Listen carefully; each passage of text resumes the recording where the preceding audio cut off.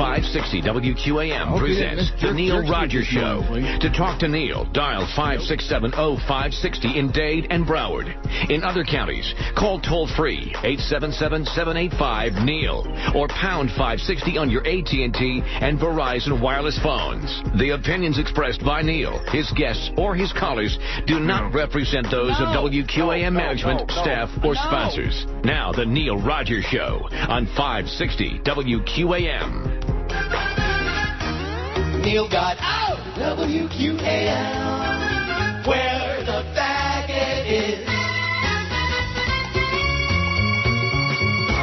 Do you have to take your daughters to see the new Jonas Brothers movie? Oh my God, the Jonas Brothers! You need the Jonas Brothers Movie Survival Kit. Each survival kit comes with a sleep mask so you don't have to watch, earplugs so you don't have to hear, and a cyanide capsule just in case the mask and plugs don't work. Oh my God, the Jonas Brothers! The Jonas Brothers Movie Survival Kit. You can make it. The film is only 76 minutes long. Oh my God, the Jonas Brothers! Give me those earplugs. Oh my God, the Jonas Brothers! And the cyanide. Oh my God, the Jonas Brothers! The Jonas Brothers 3D Concert Experience Survival Kit. It's too late for me. Save yourselves. Well, here we are. Today feels like Friday. I have no idea why. So if I'm not here tomorrow, it's because I think today's Friday. Uh-oh. Doesn't today feel like Friday to you, or is it just me? It feels weird, yeah. Does it? Mm-hmm. You're a little low. Is it me, or is it your level is, I don't know. How about that? That's a little better. Okay. Crank it up. Crank up the flea. Okay, here's the poll result from yesterday. 990 votes. I bet if I left it on there a little bit longer, we'd have had 1,000, but big deal. Who cares? Who's counting? Other than Godfather, of all the movies Neil loves, which one do you like the best? Network 191. I'm really shocked. I'm pleased, but I'm shocked because there's so many people, you know, oh, that's so boring. I'm as mad as hell, and I'm not going to take this anymore. Oh! Clockwork Orange 160, even though I'm not a student of the movie. Glengarry Glen Ross. You fairy. 140. Deliverance 110. I hate them all 108. There, right there, and that vote is the epitome of what's wrong with South Florida. I hate them all 108. How could anybody hate all the movies on this list? Can you explain that to me? No, I cannot. Requiem for a Dream 55. I haven't seen any of these movies. 51. 5% of the audience hasn't seen any of the movies on this list. That's amazing. That's even more grotesque than I hate them all. The hate you expect. Fatso 44, The Exorcist 38, Dracula 28, Magnolia 23, Christine 14, The Hospital 12, The Talented Mr. Ripley 8, Imaginary Heroes 5, and The Covenant 3. 51 people say they haven't seen any of these movies. I thought we had a bunch of movie buffs out there. They don't. They don't know from movies. And today's poll, we're resurrecting an oldie but goodie. I'm bringing back a lot of old polls now for the foreseeable future because all of our pollmeisters are out of material, I guess. Charlie B's got no new polls, and Sean from Hollywood, nothing new, and there's nothing on there on the Outlook Express, no new polls that I would use. I mean, there's, been a few in there that are just idiotic. So today I'm bringing back one we've done a few times, and I've got the old list. Now, these people, how could you do this, and how could you leave a... This isn't my opinion. This isn't my taste. This is the list that I faxed to Eric. Was from the last time we did this poll about 100 years ago. Mm-hmm. The best male singer of all time is. And this list was compiled by what the audience wanted on there. Okay. That's 271 votes so far. Now, let's see. You have to add a couple. Frank Sinatra, somebody says. Scott. Scott must be 100 years old and have bad taste. Frank Sinatra. Oh. He'll get some vote. You got it? Yeah, I'll take care of that. Dempsey says, if Neil Sedaka and Bob Seger on list, surely you can squeeze David Bowie in there. He may not be your cup of tea. This poll's got nothing to do with my cup of tea, okay? And for good measure, what about George's favorite, other than Freddie Mercury? Roger Whittaker. No. I haven't heard any more from George, have you? I thought we were getting a daily report, but I guess there's nothing new. No, I haven't heard anything. Really? Come on, George, give us an update. Report. Inquiring minds want to know. So Frank Sinatra and David Bowie you're putting on there. Got it? Oh, and also Linda says, please add Justin Hayward from the Moody Blues. Okay? You know from Justin Hayward? Yeah. I mean, I don't know the Moody Blues, but if you would have said to me, hey, Justin Hayward, I don't know who that is. No. And probably not too many people. I bet you a few people know Eddie Haywood, the pianist. Remember Soft Summer Breeze by Eddie Haywood? No. You don't? Da-da-da-da. If you had the music library there, if you had it all cranked up, you could probably play a couple of notes. Soon. Don't do it. By the way, there's a word that's coming to mind. I had a really... See, I can't talk to you off the air, and I don't want to call you and bug you off the air, but somebody sent me a really, really fascinating email yesterday afternoon about the new rating system and about encoding and this and that, and it raised some real questions in my mind. But nevertheless, we'll talk about it one day when we get our new studio toward the end of next week or whatever month it happens. That's right. It's a real pain coming here and to sit here to the sounds of silence, or really the sounds of Joe's show. Which I realize I'm not a sports nerd, but I mean, Jerk Street, that wasn't bad enough. And then this boxing guy, who was that guy he had on at the end? Oh, my God. He's a welterweight boxer. Wow. The Dow's up 1.5 points, not much. Not much going on there. The best male singer of all time, Freddie Mercury, 67. Elvis Presley, 33. You got to be kidding me. Roy Orbison, 27. Roy actually won this last time we did this poll, a long time ago. I sure hope that doesn't happen again. I mean, I like Roy Orbison just fine, but is he the best male singer of all time? Not even close. Marvin Gaye, 24. Elton John, 20. Johnny Mattress, 16. Jim Morrison, 16. Paul McCartney, 14. Billy Joel, 10. That's an insomnia. Michael Jackson, 9. Burton Cummings, 8. Luis Miguel, 7. Stevie Tyler, 6. Dion, 5. John Lennon, 5. Jay Black from Jay and the Americans, 3. That's who I voted for. B.J. Thomas, 3. Bob Seger, 3. Gene Pitney, 3. Paul Simon, 2. Rod Stewart's got a pair. I don't want to see him. Frank Sinatra got 1. Must be the guy that sent that in. Neil Sedaka, 1. Rick Nelson, 1. David Bowie, none. And Fats Domino, none. Out of 286. That's an insomnia. Fats Domino don't have any. I kind of laughed that he was on the list, though. He what? I kind of laughed that he was on the list, actually. Why is that? He got 7 votes the first time. I think he's a good performer. I wouldn't call him a great singer. Oh. Okay, whatever you say. I don't agree with you. I used to buy all the Fats Domino records when I was a little kid. The Fat Man, Antoine Fats Domino. Well, I was sure worried during Katrina, man. They were like looking for him. He was wandering all around. He was walking in New Orleans or something like that. I don't know. Guess who died? Who? Somebody who was a guest on my show way back in the day when I used to do boring guests. Guests are ponderous, man. Guests are just awful. Not, of course, Jerk Street, but to me, guests are just horrible. Father Jean Just, spiritual leader of the Haitian Americans, died. You ever hear of him? No. He was a real agent provocateur. Him and his buddy Ira Kurzban. Had them both on my show back in the day. Father Gerard Jean Just, a Roman Catholic priest whose passionate, relentless 30-year human rights crusade on behalf of his fellow Haitians cast him as their spiritual and political leader in South Florida, has died. Jean Just was a liberation theologist, whatever that means. Controversial in both the U.S. and his homeland, he battled the unequal treatment of Haitian refugees in the federal courts, in Miami streets, and in the media. He suffered a stroke recently, according to Ira Kurzban, the Miami attorney who represented Jean Just Haitian Refugee Center in several lawsuits against the U.S. government, died Wednesday at Jackson Memorial. He was 62. Yesterday. His death apparently was unrelated to the leukemia that Jackson doctors treated 3 years ago. Kurzban said the Haitian American community has lost a visionary and a central figure who helped to establish the Haitian community in South Florida. They lost a friend whose arms and heart were always open. Gerard Jean Just, he's dead. I wonder how many other guests I had on back in the day when I used to do boring guests. I wonder how many of them have died, like Holy Joe. Some of those old farts. I mean, they were old back then, 30-some years ago. They must be pushing up daisies now. Why do they say, there's another expression, why do they say pushing up daisies? I don't know. Oh, the Dow's down 21 points. Oh, it took a sudden turn. Jane Randolph is dead, too. Not Jay Randolph. Remember Jay Randolph was on the Marlin games for a while there? Boy, he's awful. Oh, you don't like anybody. I'll tell you, he's not as bad, though, as the guy that got doing it now, though. What's his name, Rich Waltz? Oh, my God. He still sounds like a little kid. Yeah. He is just embarrassing.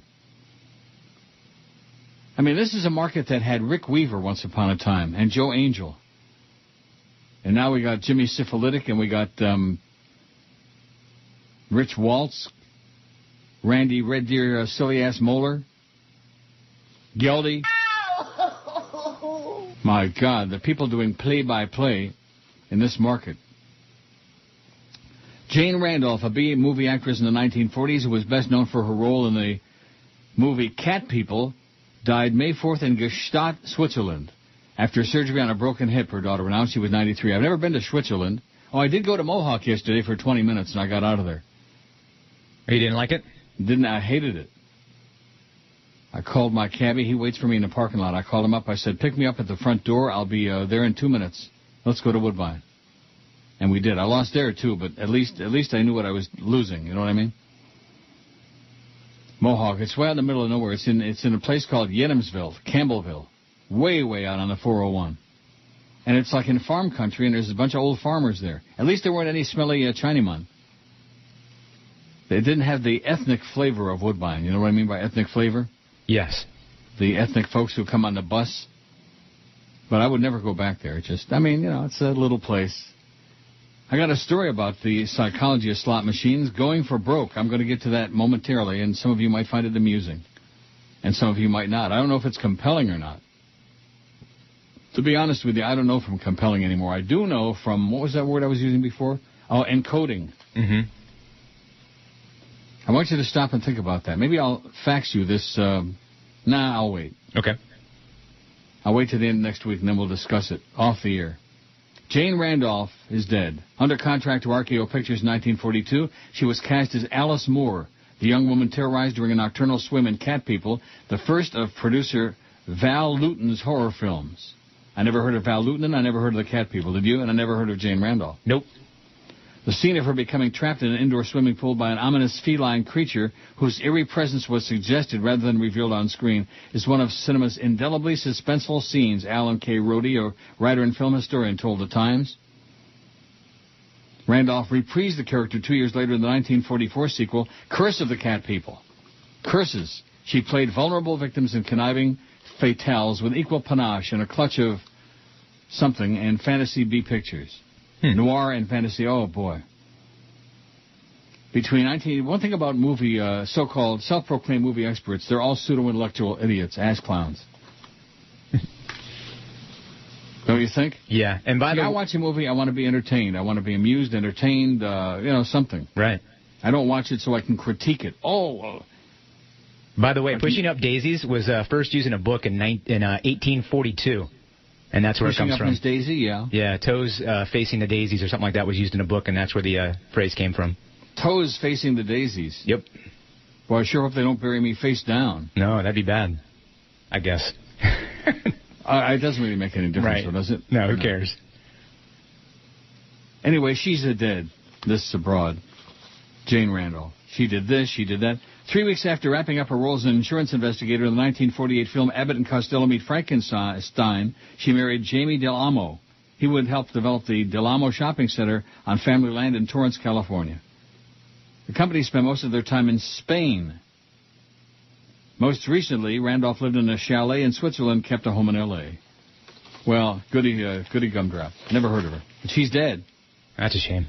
That's really a shame. Poor Jane. It doesn't say how old she was, did it? No, nowhere in the story did it say how old she was. Not that anybody would care, because nobody except maybe a few really old farts. I mean, I'm ancient, and I don't know who the hell that is. 10:13 at 560 WQAM. It's a Thursday. We got Big Dog at 4. What's his name? Jim Mandich.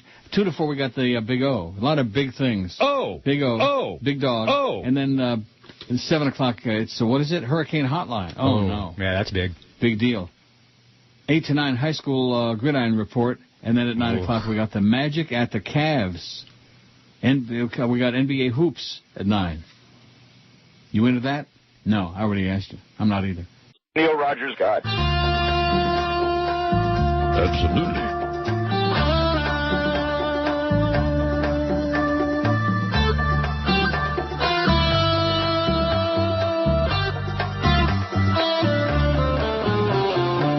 I need a black magic marker. You got a black magic marker. With a black magic marker, I write letters big enough to read. I need a black magic marker. My eyes are so bad I can't see. Keep the cap on it, baby. The cap keeps it from fading.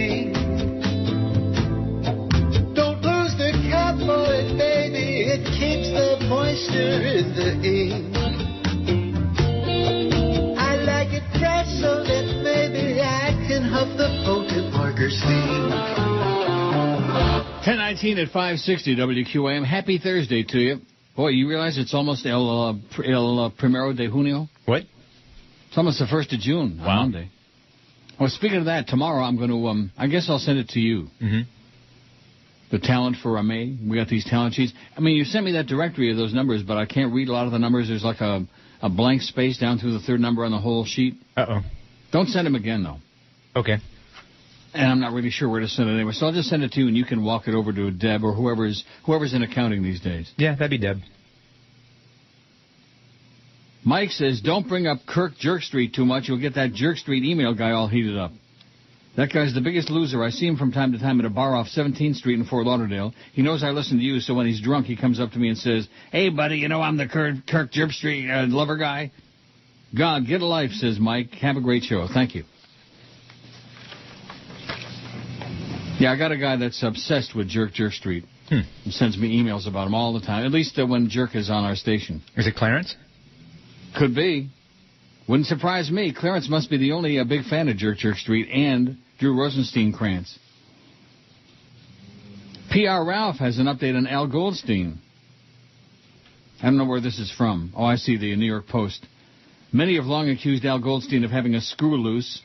Now it turns out the portly porn potentate who ran a defunct smut rag Screw magazine and was infamous for his tirades on cable TV has been living in the psych ward of the Veterans Administration Hospital on East 23rd Street.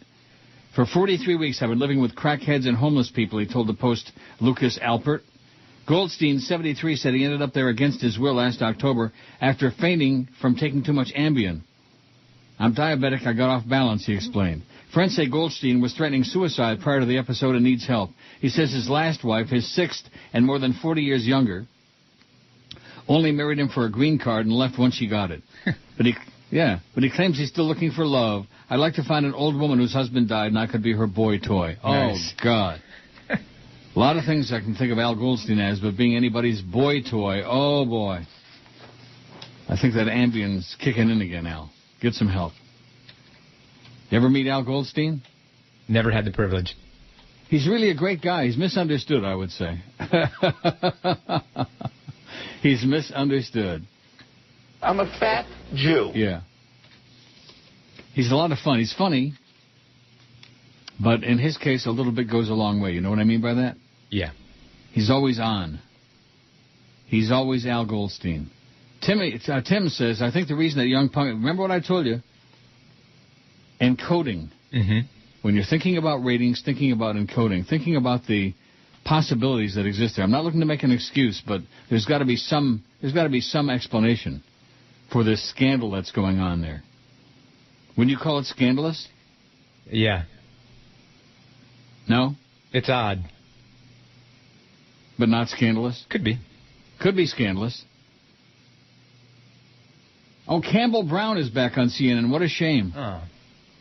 Anyway, Tim says, I think the reason young punks don't like Network is that they don't get the irony of it, since just about everything in the movie has come true. Right. Right? No, it just doesn't have the special effects and the bells and whistles and stuff. Well, we're in an ADD society now, so you got to get your message in 5 seconds or they tune out. That's right. You've got to be compelling. Everything you say has to be compelling. That's what your buddy Fat-Ass Bloody Jolly Joe told me the other day. When he called and went, bop, bop, bop, bop, beep, beep, beep, beep, boop, boop, boop, boop. I still don't understand what the big deal is about that studio.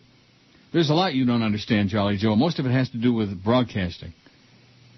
Also, for Best Male Singer, Tim says, I'd add your pal Brian Wilson in the 60s only, and maybe Jimmy Scott. Maybe. I don't think so on Jimmy Scott. Brian Wilson, no, not the best male singer ever. You think? No, he wouldn't get my vote. No. I mean, that would be like putting Frankie Valli on there. Not that I didn't like the Four Seasons, but Frankie Valli was not the best male singer, and neither was Brian Wilson. I wonder if he's got a new album out, Brian. You like it? I love it. Ronnie Van Zant of Leonard Skinner says, Clem from Tennessee. Listening from your favorite state, Tennessee. I guess the streaming is fine. We don't have any extra technical problems today. The encoding might be a little bit off. Now, how would I go about investigating that? Which part? The encoding situation. I'm not sure. I guess start with the source. We can't talk too much about that technology. For whatever reason, no. I'm not sure about that. Do you have any idea why? No, I don't. I mean, we were always free to talk about Arbitron and the diaries, and people would call in, or in this case, fax, email, something, and say, hey, Neil, we got 4 diaries in my house, and we're listening to you all the time. Or yeah, like that, they would say. I haven't gotten anybody that's emailed me yet and said, oh, yeah, I'm involved in the new Arbitron technology. Right. And can't talk about. There's another part of the technology that I don't understand. That's not the technology. It's the way they use it.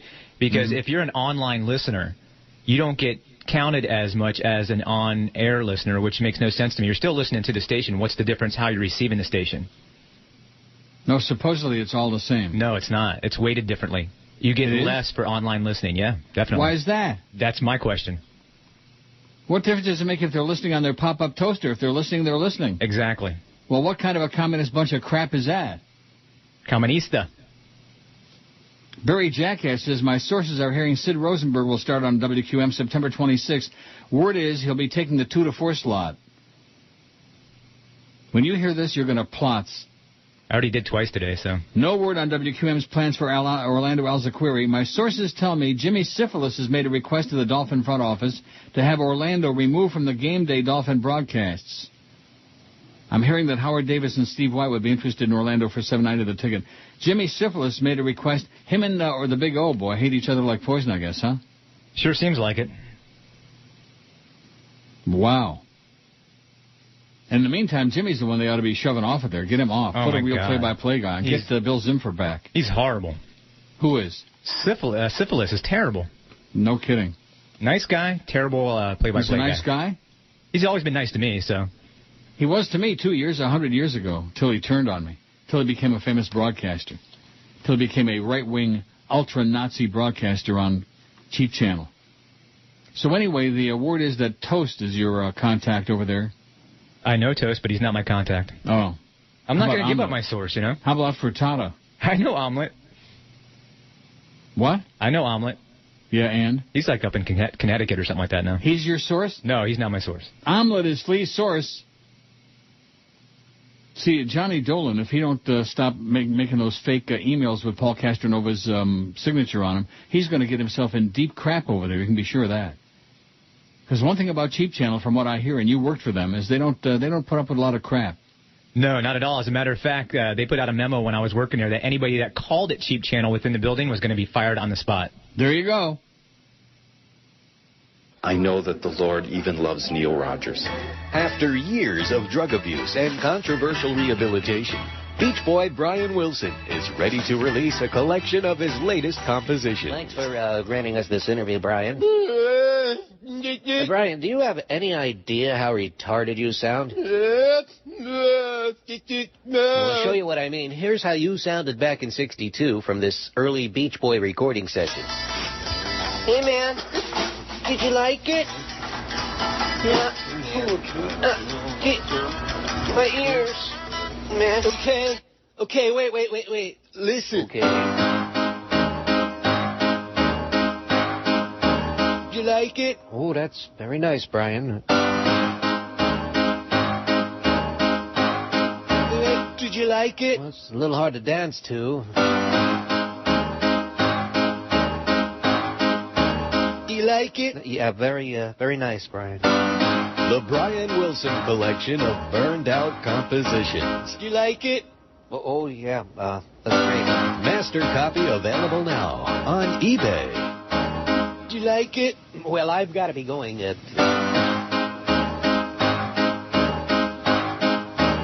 you like it? Seems to me Brian is a walking, talking ad for drugs. Yeah. He's the only one of the brothers still alive. Dennis drowned. Carl is dead. From fat, I guess. And Brian's still alive. With all the drugs he did, didn't you think he'd be the first one to go? Yeah, you would think so, but look at Keith supposedly Richards. Dennis was an expert surfer and swimmer and all these things, you know. That was their whole thing, surfer, you know. Right. Surfer guys. But Dennis drowned. Oh, somebody with a phone number and no name says, Happy Shavuos, it's tonight. Happy Shavuos, everybody. To all the Yidlach out there, both of you. That's the problem with South Florida now. It's changed so much. All the Jews got pushed out, all the Goyim moved in. That's the problem.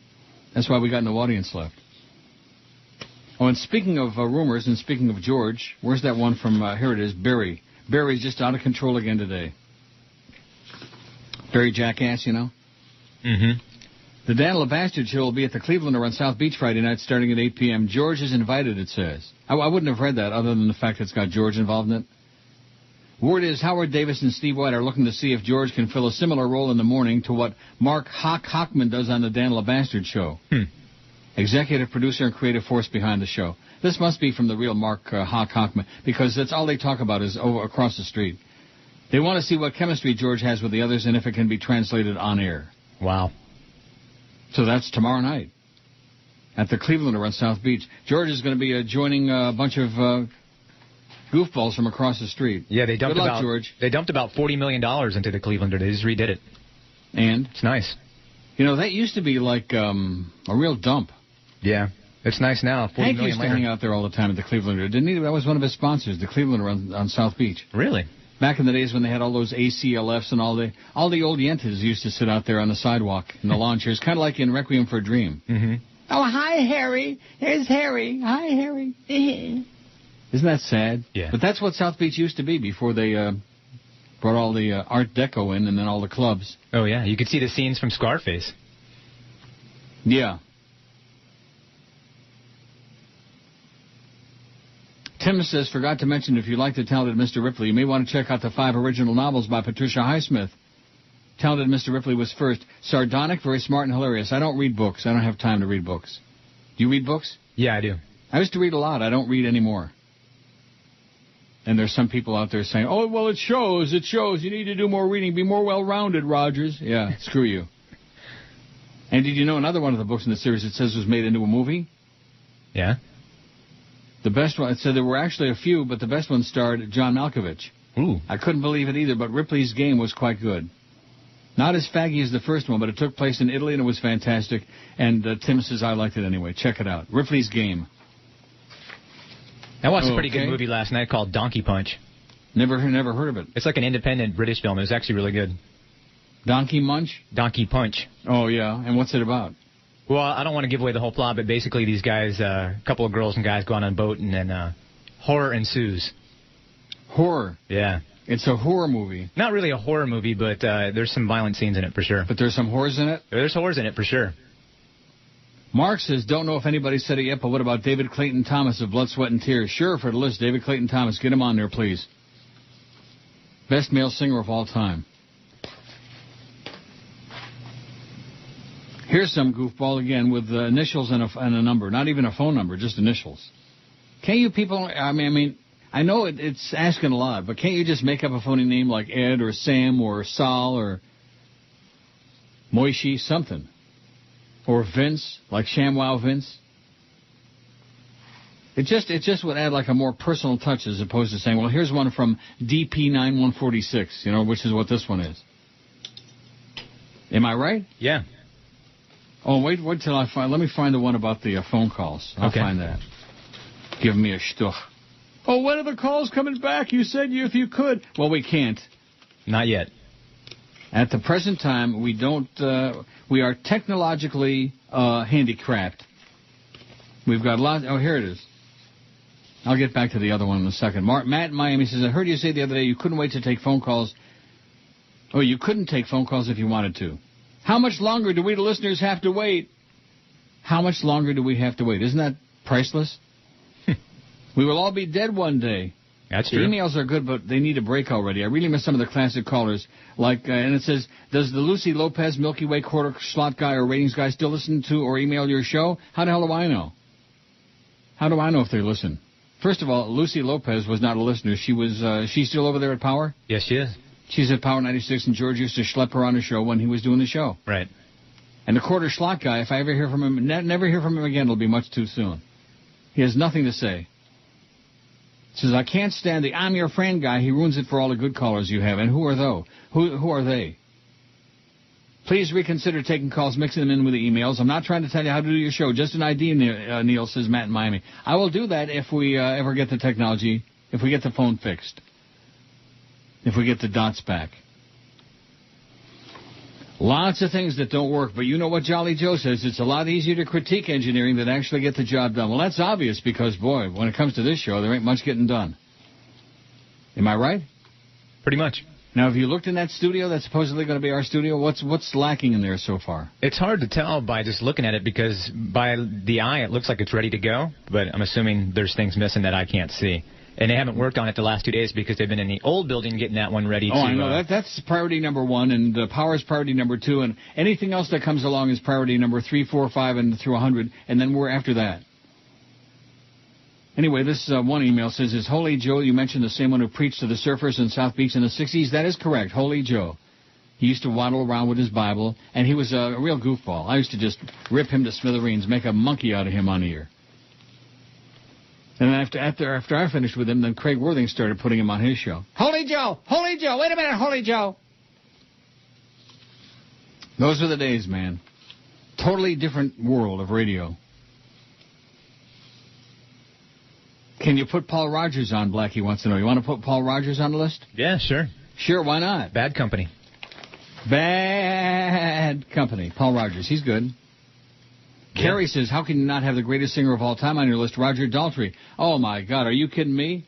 Put him on there. Get Kerry up to snuff. 359 votes on the poll. We're getting there. We had 1,026 the first time we done it. I'm not sure if that was on a weekday or a weekend or whatever. Just point of reference, you know what I mean? Since we're desperately floundering around trying to find out if we have any audience left at all, especially with this new Arbitron technology that claims that we've got a 0.000, whatever it is, 8 millionths of 1% of audience. They just all died. March 31, the whole audience died, moved away, tuned out. You believe it? No. Neither does anybody else. But I'm sure that this company is working feverishly to get this straightened out. Because Jolly Joe says he called the people at Arbitron when this April number came out and said, if I was Bruce Beasley, I wouldn't pay for one of these two ratings, either the Winter Booker or this April crap. Right. How can you have a 6.7 over a 3-month period and then all of a sudden you got a 0.2? A 0.2? What's the point? I say we just don't show up and they keep paying us. That's what I say. And we still can get a 0.2. What do you think? Works for me. So tonight is Shavuos. Does that mean I have tomorrow off? I told you it felt like Friday to me today. See? Oh, Neil, my queen. God. Prom tuxedo rental, $75. Dinner at a downtown 5-star restaurant, $200. 4-hour limousine rental for your prom party, $765. Getting laid on prom night? Priceless. There are some things that money can't buy, but for everything else, there's MaxterCard. Play on, playas. MaxterCard, did you hear that? Oh, yeah. You hear it? I heard it. He said MaxterCard. 14 before 11 at 560 WQAM. And this is a shot at you, I guess. It says, why does everyone think more money equals better? Clevelander was great. Now it's lost its personality. It's just a shiny tourist trap. Okay. Says somebody with a phone number and no name. What was it before? What do you mean, what was it before? It was just an old, dumpy place. Well, sometimes old, dumpy places have personality, and then when they just make it into a shiny tourist trap, it's like all the other shiny tourist traps. It has no individuality. It's kind of like the casinos in Vegas. I mean, as much as I used to love Vegas, one thing I always said, and it's true, they could drop you, they could blindfold you and take you into the middle of the casino floor in any casino in Vegas. And for the most part, there were maybe one or two exceptions. For the most part, you wouldn't have any idea when you opened your eyes which one you were in. Right. Do you know what I'm saying? Yeah. Except for maybe the Mirage, I would guess. And maybe, what's the one with all the art? Not sure. Well, whatever. The Bellagio? That's it. Okay. Good guess. You been in the Bellagio? I have. They have a restaurant there called Picasso's, which is amazing, and they have 5 original Picassos in it. They used to have a restaurant in the Tropicana called Rhapsody. Boy, that place was just awesome, and now it's gone. Well, long gone, many years. That's a shame. What? That's a shame. It is a shame. And in the MGM, they got a restaurant. What the hell's the guy that makes the frozen pizza? DiGiorno? No, not DiGiorno. Come on. He's got all these Italian joints all over the place. Just awful, awful. It's kind of like the Grand Lux of Vegas. They give you gigantic portions, just enough food for an army, and it's just awful stuff. It's in the MGM. You could Google the MGM Grand and see the restaurants in there. You'll find it, if it's still open. Right when you see the name, you'll say, oh, yeah, I know that. And so will I. Here's one from RB. It says, a few days ago you were saying how much you like Lee Strasberg. I like him, too. I said I liked him in Godfather 2. Have you seen Going in Style with his co-stars Art Carney and George Burns? No. And in '79 he made a small film called Boardwalk with Ruth Gordon about an elderly couple in Coney Island who refused to leave their crime-ridden neighborhood. Well worth your time if you can find it somewhere. As for recent films, have you seen The Visitors starring Richard Jenkins? Very good, one of last year's best. Love the show. Hi to George. James Crystal Radio is the Antichrist, says Ron from Boca. Thank you, Ron. You find MGM? Yeah, I'm on their site right now. Very famous Italian crab.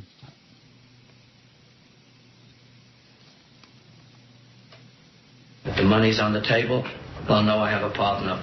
Oh, no, I have a partner. He was good. That kid's name was Mo Green. This was a great man. Man of vision and guts. And there isn't even a plaque or a signpost or a statue of him in that town. Wow. Someone put a bullet through his eye. No one knows who gave the order. When I heard it, wasn't angry. I knew Mo. I knew he was headstrong, talking loud, saying stupid things. So when he turned up dead, I let it go. And I said to myself, this is the business we've chosen. I didn't ask who gave the order, because it had nothing to do with business. He was great. The only restaurants I see that I recognize at the MGM are the Rainforest Cafe and Emerald's. So maybe it's gone. Emerald Lagasse? Yeah, he's got a place in the MGM. Maybe that's the one I'm thinking of. Although he doesn't make frozen pizza. Not that I know of. No, it wasn't Emerald's. Well, Wolfgang it's Puck? long gone, and probably for good reason, too. Maybe Wolfgang Puck? Well, that's it. Very good. Yeah, good it's not guess. there. It's not there anymore. Wolfgang Schmuck. Boy, oh boy, was that an awful place. There used to be one over at the Sawgrass. Really? Wolfgang Schmuck? Mm-hmm. Huge, huge portions and really, really bad food. I mean, when they would bring out the plate with the pasta or whatever you ordered, it would just, you look at it and think, oh, brother, even a fat pig like me, I can't even begin to attack this.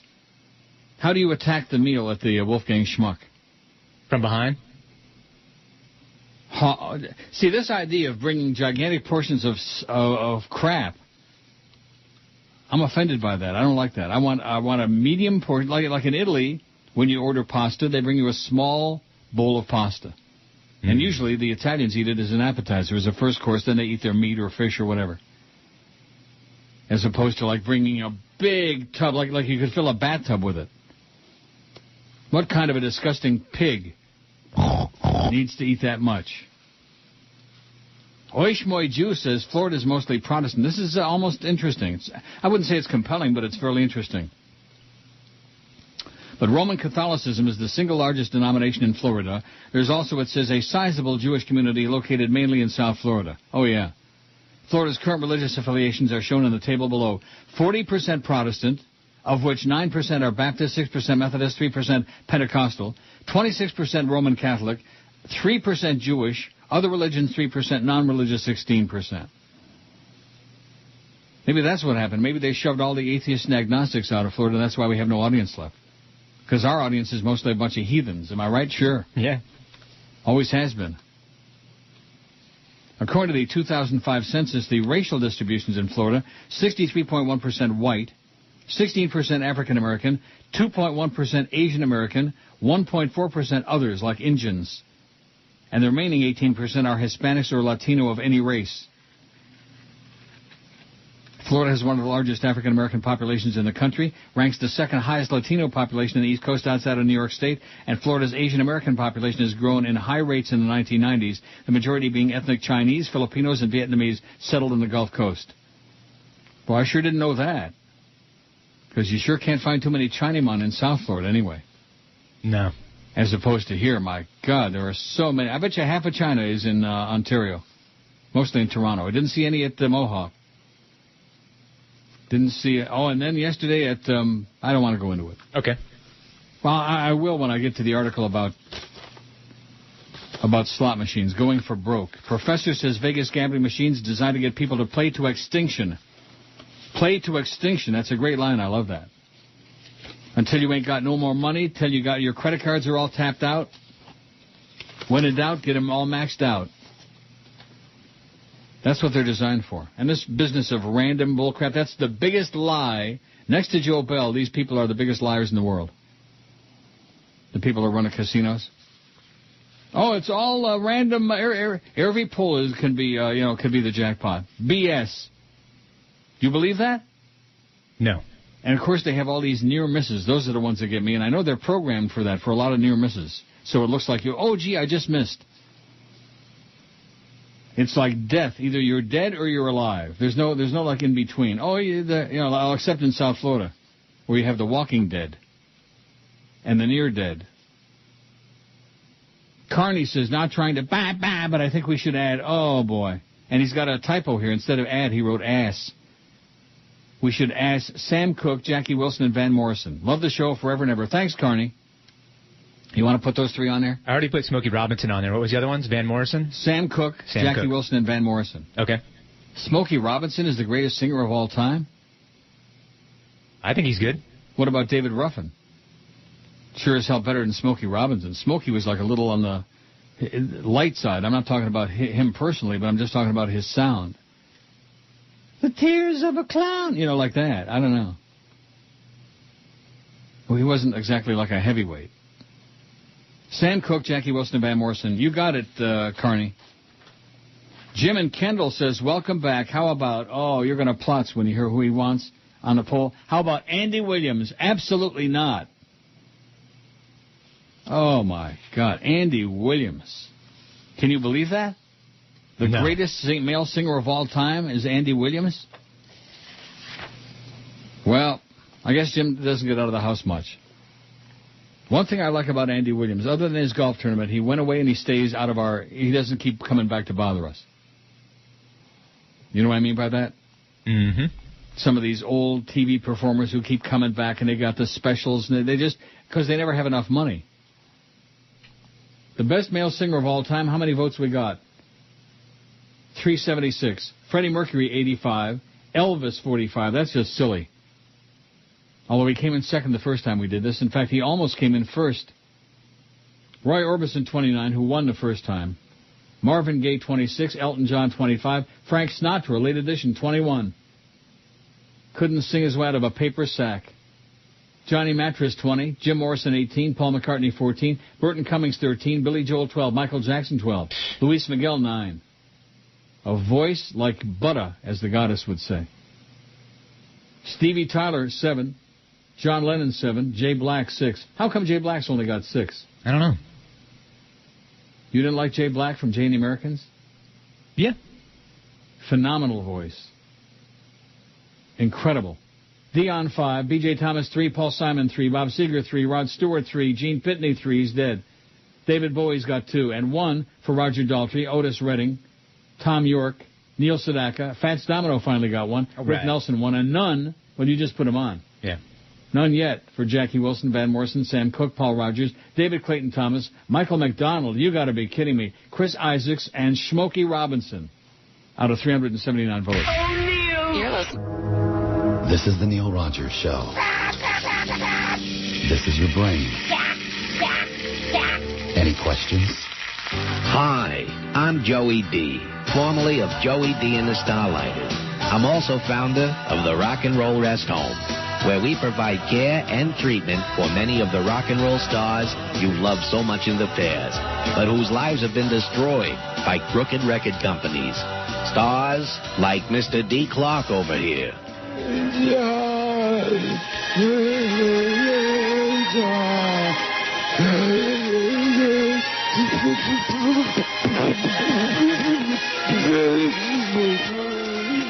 You can plainly see why we need your help. Over here we have Danny Lupitas, who sang rhythm for the Gavons. Every now and then I try to help him out. It's okay, Danny. It's okay. Calm down. I will help you. I wonder why I love you like I do.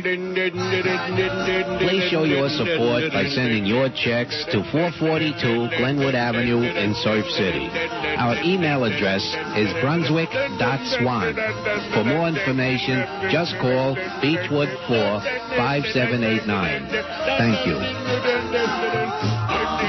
11:02 at 560 WQAM. Michael says, love your show, best talk radio ever. Boy, it must be compelling, huh? Must be. Working from home and listening online. And then he says, he was doing great till he got to this. What about Kurt Elling? Great set of pipes. Who?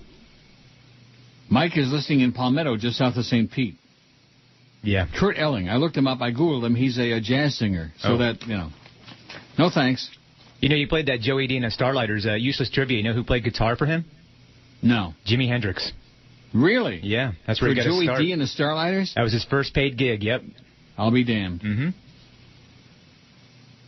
This one says, since Tom Jones is the greatest male vocalist of all time, why is his name not on today's poll? Because nobody mentioned it until now. You think Tom Jones is going to get a lot of votes? I sure the hell don't. Maybe. No, put him on there, please. Tom Jones. Got it? Yep. Let's just list every guy who ever sang, even in the shower. How would that be? Well, Michael, 10 points. Michael Jackson's on the list, and I don't think he's a good singer. You don't think Michael Jackson is a good singer? Maybe when he was a kid. Yeah, when he was with the Jackson 5. Yeah. How could anybody say that? I'm not a fan. Even though it very well could be true, but I mean... I'll take Marvin Gaye over Michael Jackson. Oh, well, me too. Although they're both... Gay. Well, one had the name and one... One's with an E. Yeah. And one's alive and one's dead. The wrong one is alive and the wrong one is dead. That's the problem there. Yeah. That's for sure the problem with the situation there. Yeah, get out of here. Go away. Go molest a chimpanzee or something. Daisy says you should add Nat King Cole and Sam Cooke to your list. We already put Sam Cooke. What about Nat King Cole? Mona Lisa, Mona Lisa. Too much smoking. Put down those faggots, Nat. Too late. He's dead. Says, always great listening to you. I miss George. You guys were great together. We miss George, too, a lot. We aren't hearing from him, though. We're getting all our spy reports from the fake buried jackass and this one and that one from across the street. Now, don't you have any moles over there? You ought to. We got half of our ex-staff is over there across the street. No, the only person over there that I was actually friendly with is Tommy. Not Miguel? I know Miguel, but I've only met him like twice. Was that because you took his job? Well, not directly, but he seems like a nice guy. He's always been really friendly to me. He's a great guy. Yeah. Big fan of the show. He used to work on his show a lot. He used to do what you're doing right now, often. Mm-hmm. And that's why he got blown out. Anybody, if I'd watch my back if I were you, I know you think you're tight with the boss, but that could change in a real hurry with your association with this show. Oh, yeah, I know that. TR says, can you please add either Luther Vandross and or Ray Charles' incredible voice? Thanks, Neil. Hi, George, says TR. These people assume that George is listening. I'm thinking George is probably out pounding the pavement right now. He's pounding something. Come on. Adam Oshmuck over there in Kitchener-Waterloo says, oh, what a bad bunch. Let me say it again. The poll question isn't name a list of singers, okay? That's not the question. There are a few things that get me more aggravated about these stupid-ass polls than when people send a list. The best male singer of all time is not... The poll question isn't name a bunch of male singers. So Adam says Dylan, Jerry Garcia, Johnny Cash, Willie Nelson. I wouldn't give you a dime for the whole lot of them, okay? Dylan couldn't sing his way out of a paper sack. Jerry Garcia, State of Mind. Jerry Garcia is to music what the Rascal House used to be to food. Yeah, State of Mind. I wouldn't have put Steven Tyler on there either. Why not? I think he's a good entertainer. I don't think he's a great singer. He is a great singer. He's got a vocal range, man. Most people couldn't even begin to hit the notes he hits. Are you kidding me? I thought you knew a little bit about music, Flea. I know a little. Very little. Knocking Steven Tyler, my God. Wow. Blackie says, I'm not calling Flea out, but Wolfgang Puck restaurant is still in the MGM. I ate there last month.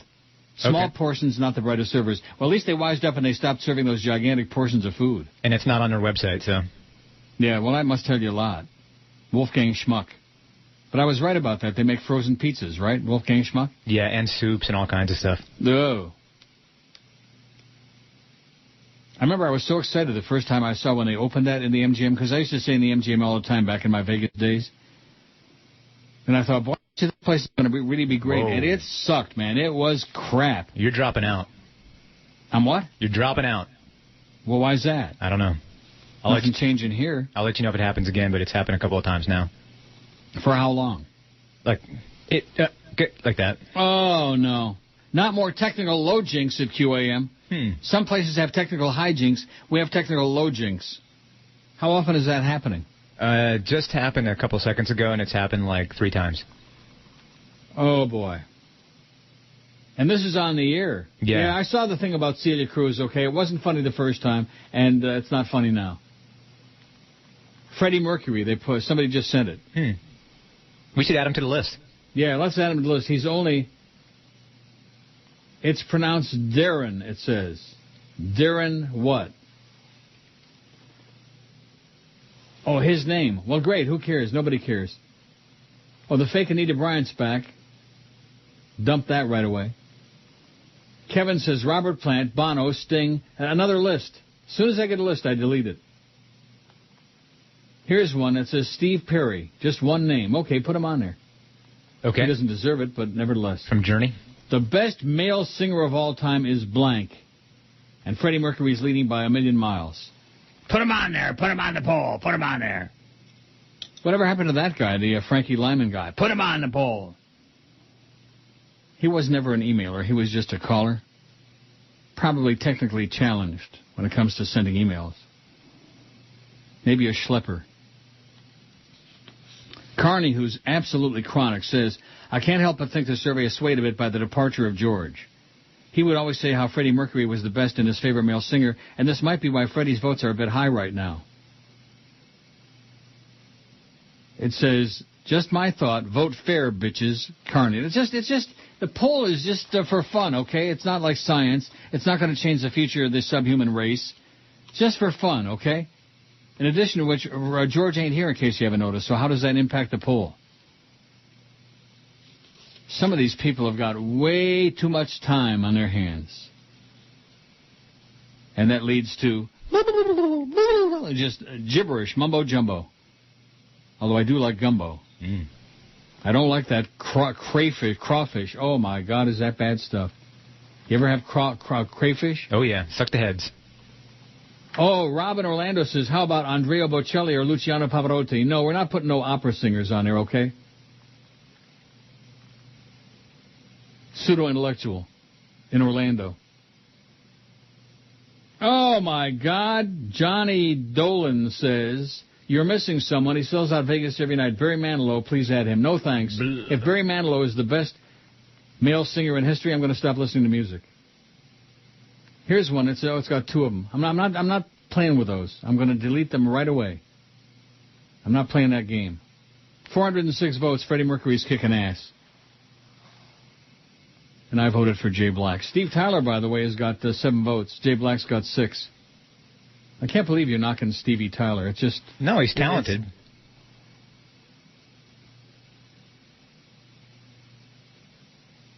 Yeah. He's just not the best singer of all time. I didn't vote for him. I voted for Jay Black. But he's a great singer. Let me say it again. Steve Tyler is a great singer. A lot of people don't like Aerosmith for some reason. I don't know why. Are you sure? Positive. Because we've done these kind of polls 1,000,000 times over the years, and they say, oh, no, Aerosmith sucks. Well, we do the best group, you know. They're playing here soon with ZZ Top. Well, I dare you, I challenge you to walk up to Steve Tyler and say, you couldn't sing your way out of a paper bag. And see how far he sticks his tongue down your throat. Oh, Neil, Neil Rogers. Come on, come on, come on, come on, now tax me, babe. Uncle Sam, take all the money that I made. And while you're at it, audit me. To add insults to injury, just take my firstborn baby. Now I'm taking deductions out the old yin-yang. I'm gonna find some tax loopholes just to make those weasels piss the IRS.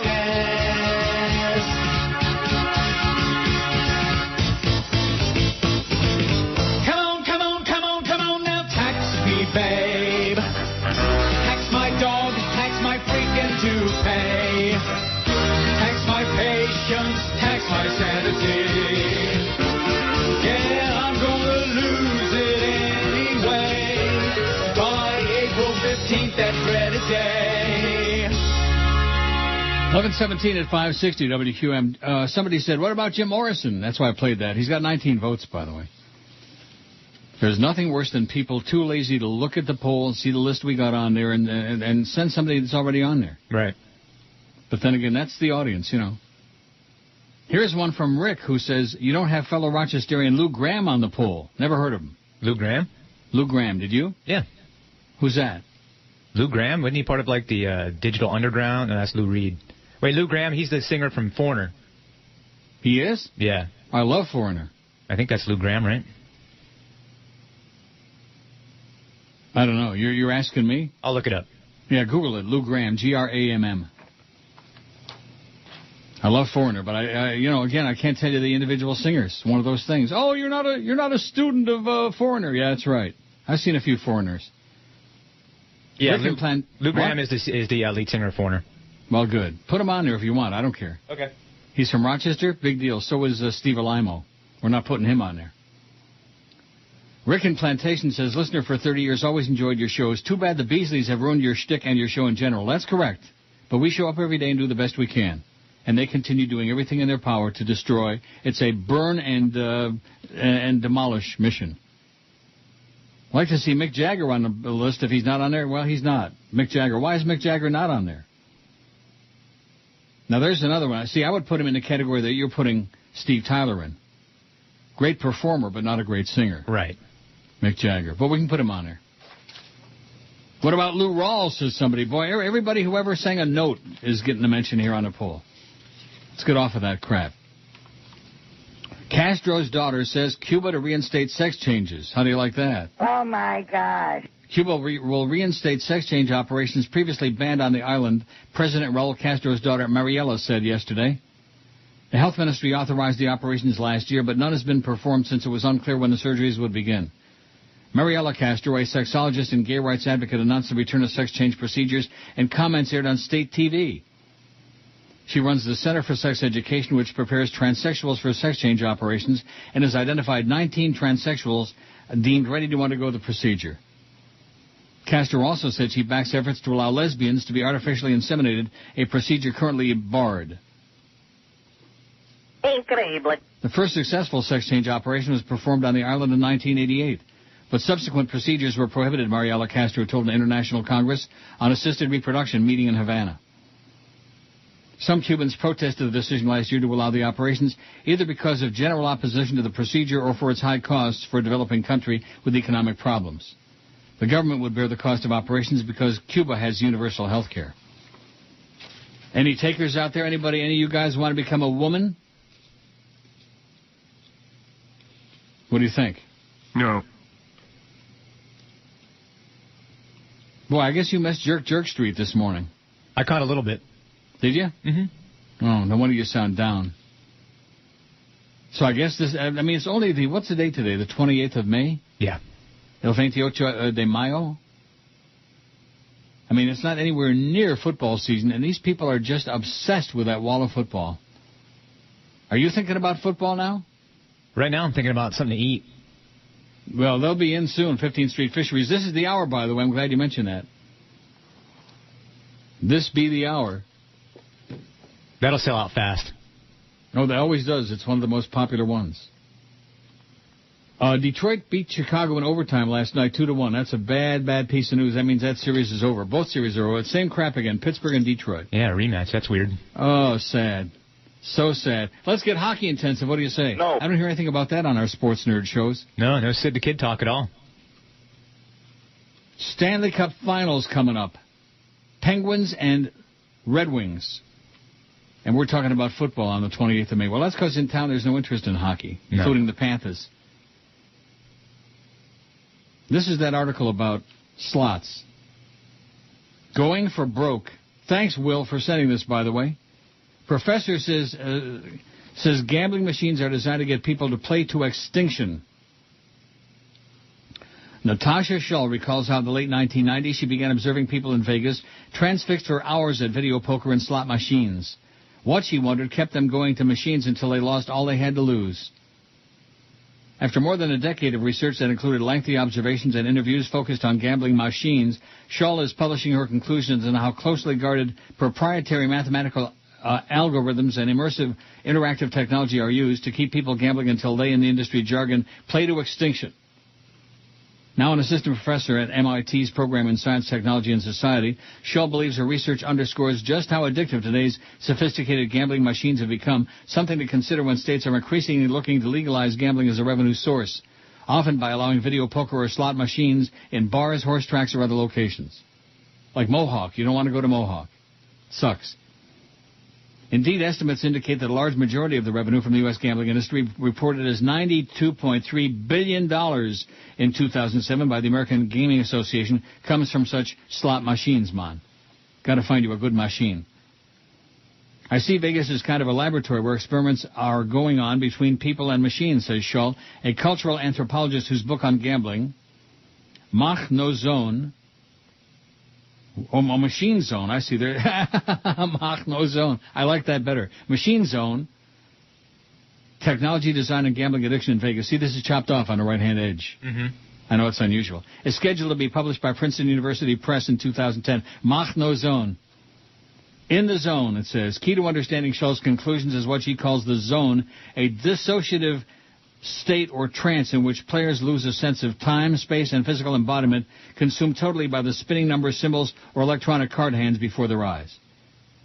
Because gambling machines don't require social interaction, as in the case of table games, such as poker, they let people get into and stay in a state that is not dissimilar to, but far more intense than watching TV. Players describe the zone as compelling. Oh, it's compelling. It can't be all bad then. Probably get a 90 share. All right. Mesmerizing condition of intense concentration and almost out-of-body experience. Heavy machine gamblers come to crave this state, says Shull. There's a wrong-headed notion that gambling addicts are motivated by the idea of winning, Shull says. While that may be part of the initial hook, the allure of winning soon fades.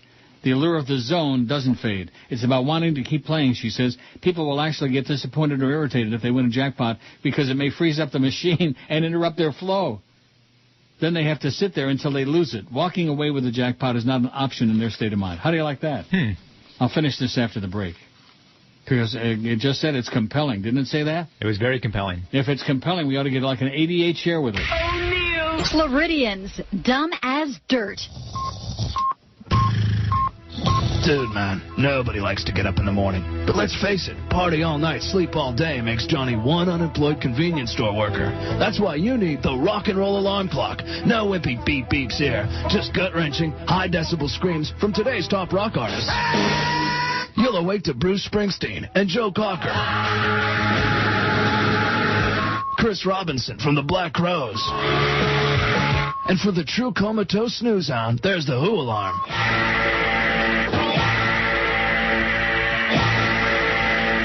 If that doesn't wake you up, call the morgue. You're warm food, man. Studies show stoked brains respond to the rock and roll alarm clock. Get it now and headbang your way into a new day.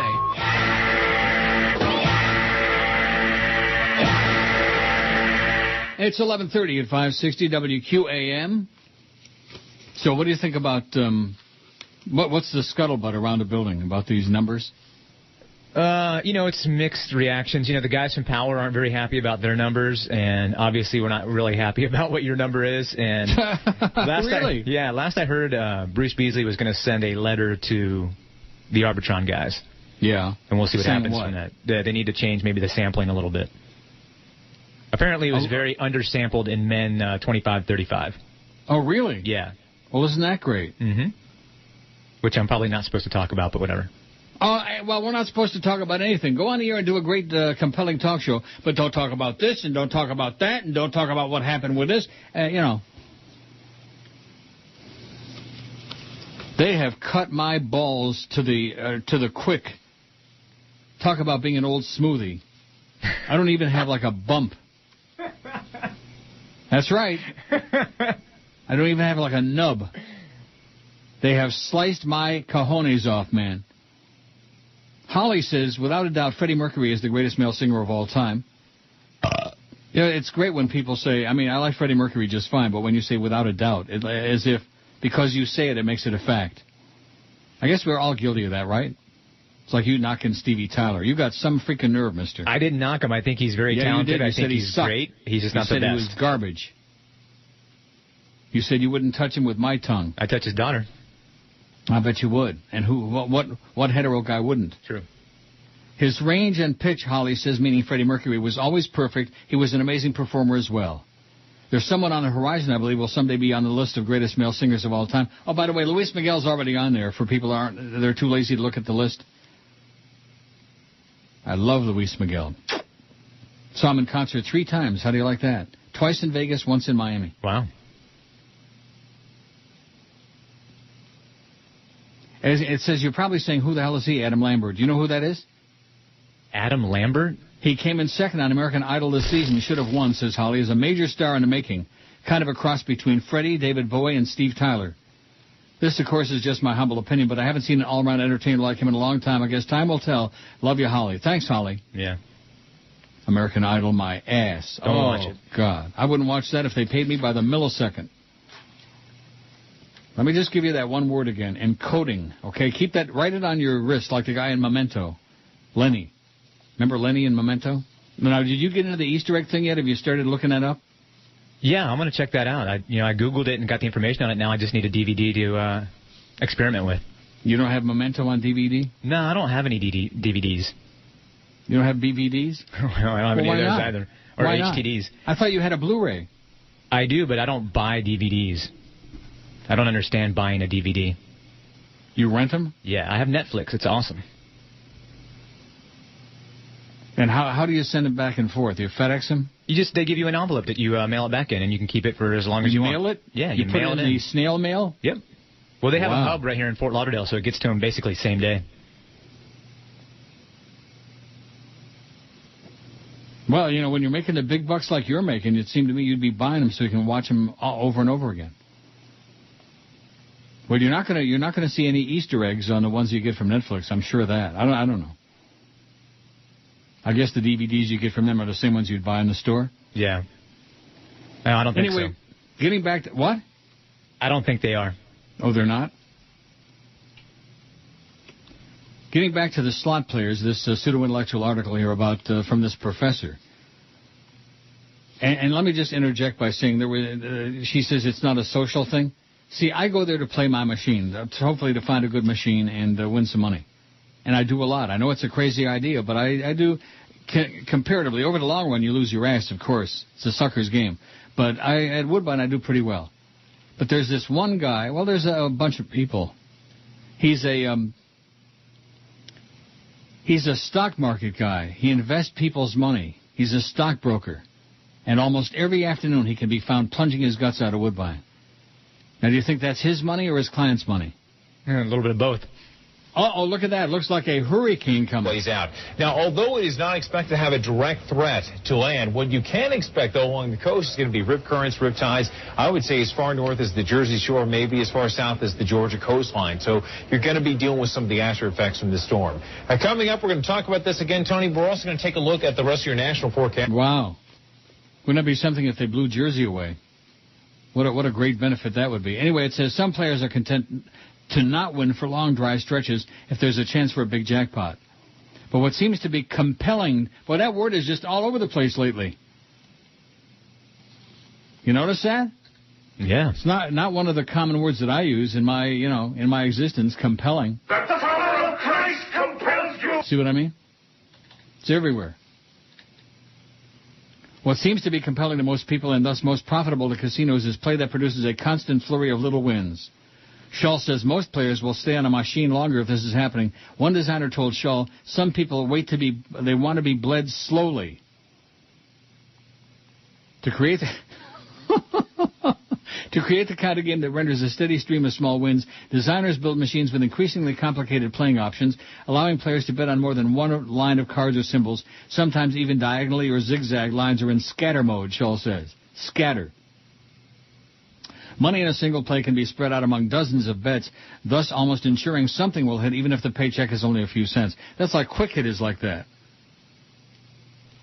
Just got 6 credits. Oh, that's 12 cents on the 2-cent machine.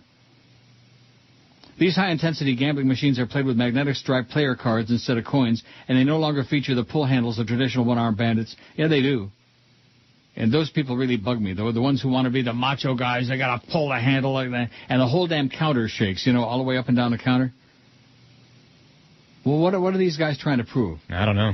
Is it a macho thing? Maybe. And I want to scream, you're playing against the computer, you moron. No matter what you do with the handle or where you stick it, it's not going to change anything, you jackass, you ass clown.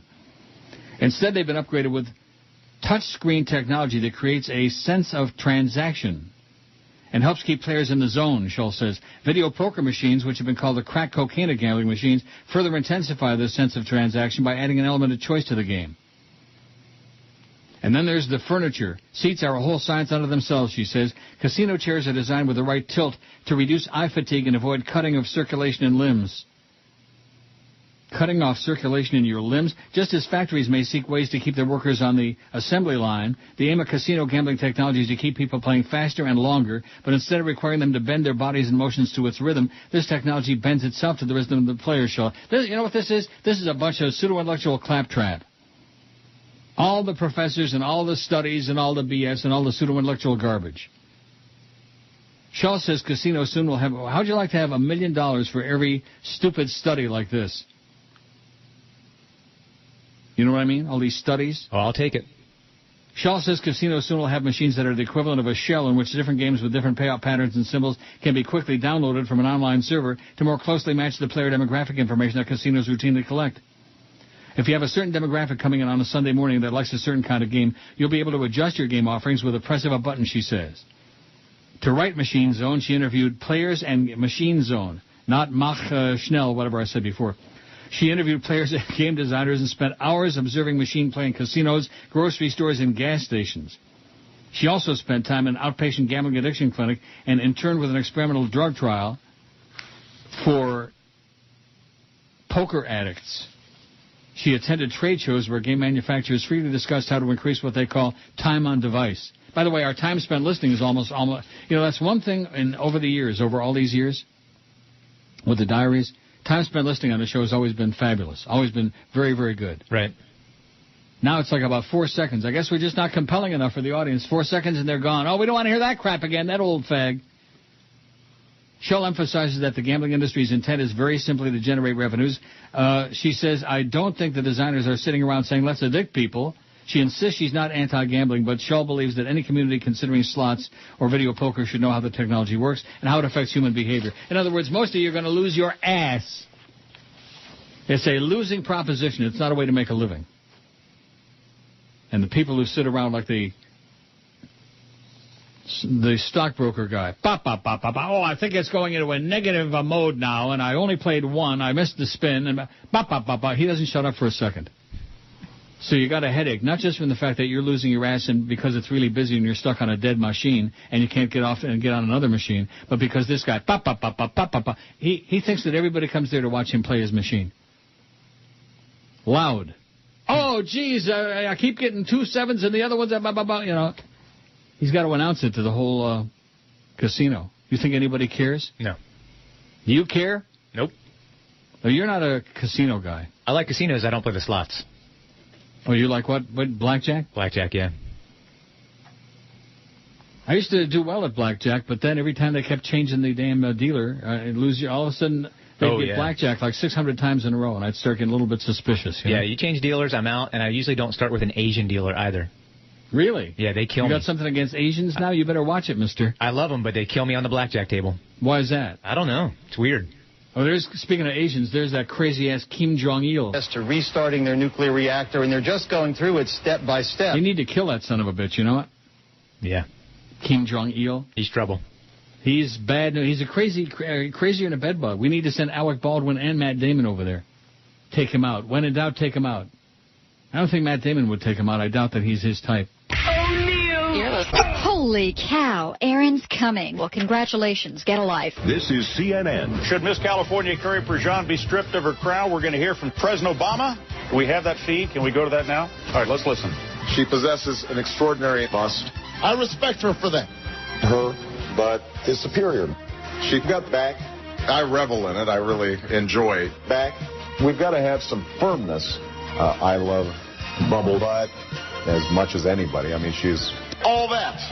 President Obama, out of control. I love big butts. We'll be right back. CNN, breaking news. It's 11:45 at 560 WQAM. We don't hear much about her no more, thank God. And now that Prop 8 got upheld by the U.S. Supreme Court. Mm-hmm. Like, oh, don't blame me. I'm not the one who done it. Blah, blah, blah. We got to get lost. And that Donald Trump, do you think he's getting a little piece of that or what? Yeah. Or a big piece? He's all over her like stink on Jolly Joe. Oh, yeah. 465 votes on the poll. Not too shabby. Although the first time we did it, we had 1,026, and I'm not, like I said, sure whether it was a weekday or a weekend or what it was. Now, the first time we done it, you want to hear how that turned out? I'm not going to read the whole list. Okay. Roy Orbison had 147, Elvis 141, Freddie Mercury 110, Jim Morrison 100. Nobody, we didn't put the choice on there, or are we doing it this time? I hate all of these singers. Guaranteed if we put it on there, it gets some votes. I hate them all. The best male singer of all time is, here's what we got this time, Freddie Mercury winning Hands Down Your Pants 92, Elvis 49. You know, it's amazing to me because this audience always claims to hate Elvis. George hates him like poison, and I could live without him, you know. I mean, I liked him back in the day. Roy Orbison, who won that first time 10 years ago, he's only got 38 this time. Anybody that says Roy Orbison is the greatest singer of all time obviously hasn't heard a lot of music. Frank Sinatra, 33. Marvin Gaye, 29. Elton John, 27. Johnny Mattress, the African Queen, 22. Jim Morrison, 19. Paul McCartney, 16. Burton Cummings, 14. Did you hear that thing about how he played the machine next to me at Woodbine one time with his daughter or girlfriend or whoever? No. He was a jackass, Burton Cummings, and I love the Guess Who, and I love his music. I love his voice. But what a bitter disappointment it was to be around him. And the money was, this is back before they had the tickets, when they had the coins. And the money was literally bursting out of both of their machines. Don't tell me they can't control the machines, man. They were winning like crazy, and I'm sitting there losing my ass, and I would get a spin for like $25. He'd say, oh, there he goes again, another spin. And I'm losing my ass. I'm thinking, God almighty. Just because you can sing doesn't mean you're like human. Burton Cummings, 14. Billy Joel, 14. Now that's an infamia, to put Billy Joel in the same category with Burton Cummings. Don't you find that laughable? Yeah. Michael Jackson, 12. Luis Miguel, 12. That also is ridiculous. John Lennon, 10. Steve Tyler, 9. Jay Black, 8. Nat King Cole, 6. Dion, 6. Robert Plant, 5. Roger Daltrey, 5. Sam Cooke, 4. Bob Seger, 4. Rod Stewart, 4. 3 each for Michael McDonald, David Bowie, B.J. Thomas, Paul Simon, and Gene Pitney. 2 apiece for Paul Rogers and Otis Redding. I guess I better play that.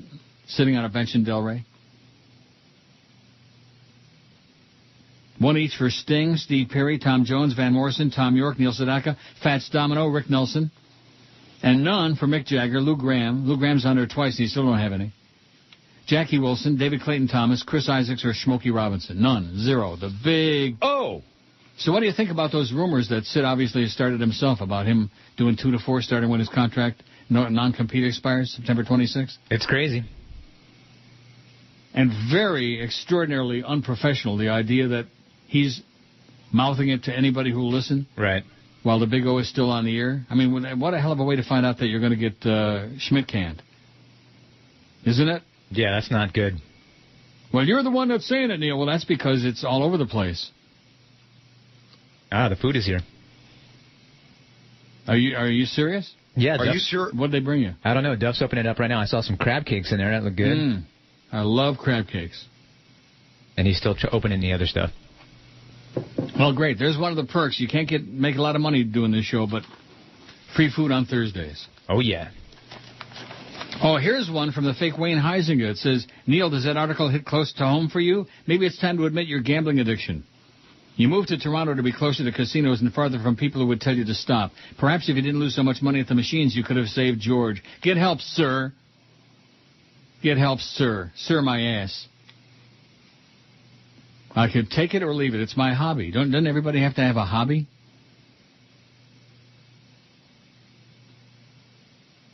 Let me ask it again. Doesn't everybody have to have a hobby? I have a hobby right now. Eating, yeah, I know. Asparagus. I'm sorry to interrupt your lunch. Excuse me. That's okay. I'll let it slide this time. But don't do it again. WB says, arguably, not undoubtedly, Freddie Mercury is compelling. Arguably, Steve Tyler is a screaming androgynous visual freak. Observations, not facts, says WB. How do you like that? See, jumping on your bandwagon now. Now they're all going to be knocking Steve Tyler. Yeah, he's bizarre looking. There's no question about that. And not by accident. That's part of the shtick. It's part of the act. And not that Freddie Mercury wasn't a little bit strange. Would you admit that? Yeah. A little strange looking and acting, and now he's dead. No, Hyman Rath is back. He says, I'm shocked and outraged that Chris Cornell isn't on your poll. Back me up, Flea. Chris Cornell? Yeah, he's the lead singer of Soundgarden. Yeah, he has a great voice. I know Don Cornell. He from 100 years ago. On Coral Records, Don Cornell. Yeah, Chris Cornell. Good-looking guy, good singer. Was in Soundgarden and then Audio Slave. I better Google it. Yeah, check him out. You'll like him. I will? I don't know your type, but he's a good-looking guy. Well, there you go. What do you mean you don't know my type? Well, everybody's got a type, you know. I don't know what you like. I got a type. Yeah. Hot. That's a good type. Yeah. Stephen Strait. Is, right? In that movie, what was it again? The Covenant? The Covenant. Very good. Spelled with only two N's. Steve says, Flea is right about Steven Tyler. Good entertainer, but not much of a range at all. Oh, you know, I could get my Aerosmith out here and play like Crying or some of those. Not much range at all. Are you a crazy person, Steve, or what? Oh, yeah. He's got tons of range. Yeah. Even you admit that, who hate him like poison. And then it says, for you to hate U2, especially their classic albums, is just ridiculous. I don't like them. I can't stand them. Bono has an amazing range of voice that few singers have. It says, yes, he's annoying these days, but he should definitely be on the list along with Robert Plant. Well, Robert Plant is on the list. What about Bono? Is he on there? No, Put but I can add him if you want. I don't care. I'll throw him on there. Throw him on there. It's not. I'm not trying to censor out anybody. I don't give a crap. So no consequence to me.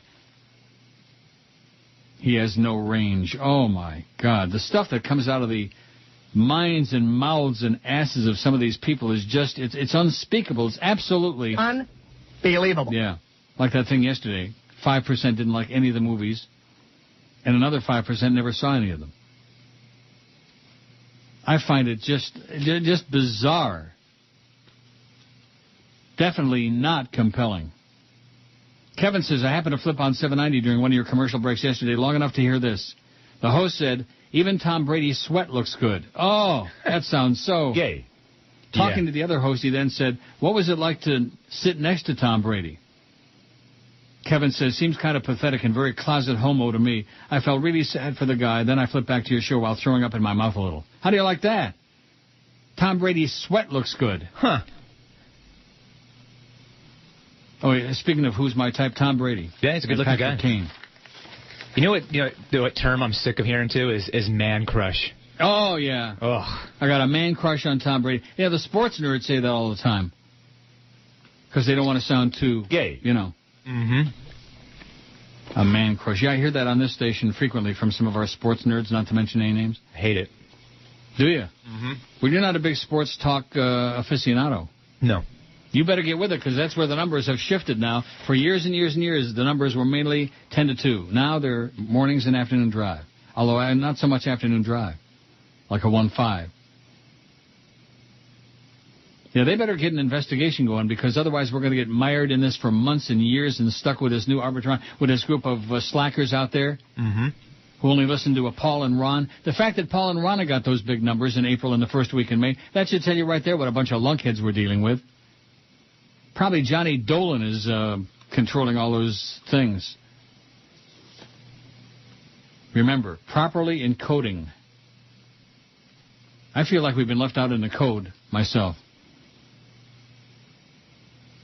So how's the food? What are you eating? Right now I'm eating some mashed potatoes and asparagus. And Duff took the crab cakes down to Duff took Angie. a crab? Yeah, he took it to Angie because she was starving. And he's eating some shrimp and it looks like some crab. See him? And I've got, I'm eating a salad with some artichokes in it and hearts of palm. And, yeah, it's good stuff.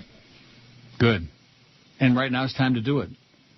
Starting right now, well, in about 4 or 5 minutes, you can buy $100 certificates for just $50 to the legendary 15th Street Fisheries in Fort Lauderdale, where dining is both a visual and culinary feast. Well, it be the 12 to 1 hour on WQAM. We interrupt this program for late-breaking news on Miss California, Carrie Prejean. More pictures, more boobies, and more denial. We'll keep you updated as more boobies are released.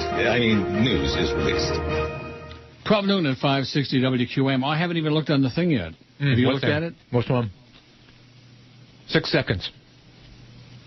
6 seconds before we it opened it up? 2, 1, and the store is officially open. Don't be eating with your mouth full. Talking with your mouth full. They get really upset. We'll be getting an email from that goofball. Yeah. That'd be an interesting thing. We'll never find out, but how many emails are from, real people, as opposed to, fakers, mostly across the street and down the road? We have only 21 left. It just opened seconds ago. No, there's only 21 left. I just checked it, and there's 8 left. Like I said, they're all gone. Well, it's not official yet. The official thing isn't up on the tote board, but it says 0 left. Yep. And it figures because 15th Street Fisheries is a great place and one of the favorites when we do these things. That could be a record. That was in just a matter of moments. Yeah, that was under a minute. Wow. Like that. So we'll see. We'll wait and see if it's official or what the deal is. Because you know how every once in a while we get some game players out there. You know what I'm saying? Yep. Laura says, please don't say my last name as I'm at work. Please add to the pool Perry Como. Oh, my God. Laura, I wouldn't want my last name on here either if I was saying Perry Como. The greatest singer of all time is Perry Como? Oh, my God, Laura. Find a wheel and it goes round. Let's get serial. I've got one of his songs in here somewhere. Oh, yeah. That's the one, as a matter of fact. What a memory. Find a wheel and it goes round, round, round as it skims along with the happy sound. This is the greatest male singer of all time. Laura, your taste is in your tuchus, honey. Round till it leads you to the one you love. Oi! Then your love. Oh, my God. That SCTV skit, I'll never forget it, where he's on his deathbed, and they've got an oxygen tube hooked up to him, and he's singing. That's one of the all-time greats. Did you ever see that? No. Perry on his deathbed. You're still eating with your mouth full. What? And talking, too. No, not me. You. So, aren't you astonished and amazed, considering we've only got, according to Arbitron, 12 people listening? The fact that these sold out so fast. And it's really interesting because a lot of the other stations that were doing this restaurant thing, this half-price deals, they've stopped doing them because they couldn't sell them. Like across the street. I don't think they're doing them anymore, are they? Nope, and it is officially sold out. Is it? Yep. Wow! Oh! How do you know that? Because I just refreshed it and it said, sorry, sold out. And it didn't say processing anymore. It says, sorry, sold out. That's right. Mm-hmm. That's what mine says, too. That was shocking. And in a little while, you'll be able to look on there and see where it says past deals. Right. And we'll be able to determine just how long that took. Well, less than 1 minute, it says. Yeah, it looks like the unofficial time, yeah. This is the third time we've had these folks on. The first time it took 7 minutes. Second time, 9 minutes. This one says in less than 1 minute, and it's official. Oh! Wow. And we have nobody listening? Take that and put it in your pipe and smoke it, Jolly Joe. You fat-ass fool, you. Oh, I'm sorry. Wow. No, I'm not. Less than 1 minute. That's amazing. Isn't that astonishing? Kathy says, maybe I should be asking him this, but if the decision on his job across the street is up to corporate, would emails, letters from us help or hurt? And if it would help, who do we contact? I don't know, Kathy. We're still waiting to hear from George. Last week, it started out there like we were going to be hearing from him every day, you know. Of course, last week we weren't here every day, but then you had the George going away party on Friday. I'm really bummed that he only had like around 50 people there, according to you. Mm-hmm. Isn't that what you said? Yep. Well, that's bad. Also, Kathy says there's a Streep movie coming out where she plays Julia Child, Julie and Julia, both as the French chef and a younger woman when she worked for the OSS. She helped develop shark repellent and catalog coded messages during WW2. The movie goes back and forth between Child's story and that of a woman who decided to prepare some of Child's recipes, or prepare one of Child's recipes a day till she prepared every one in the book Child ever wrote.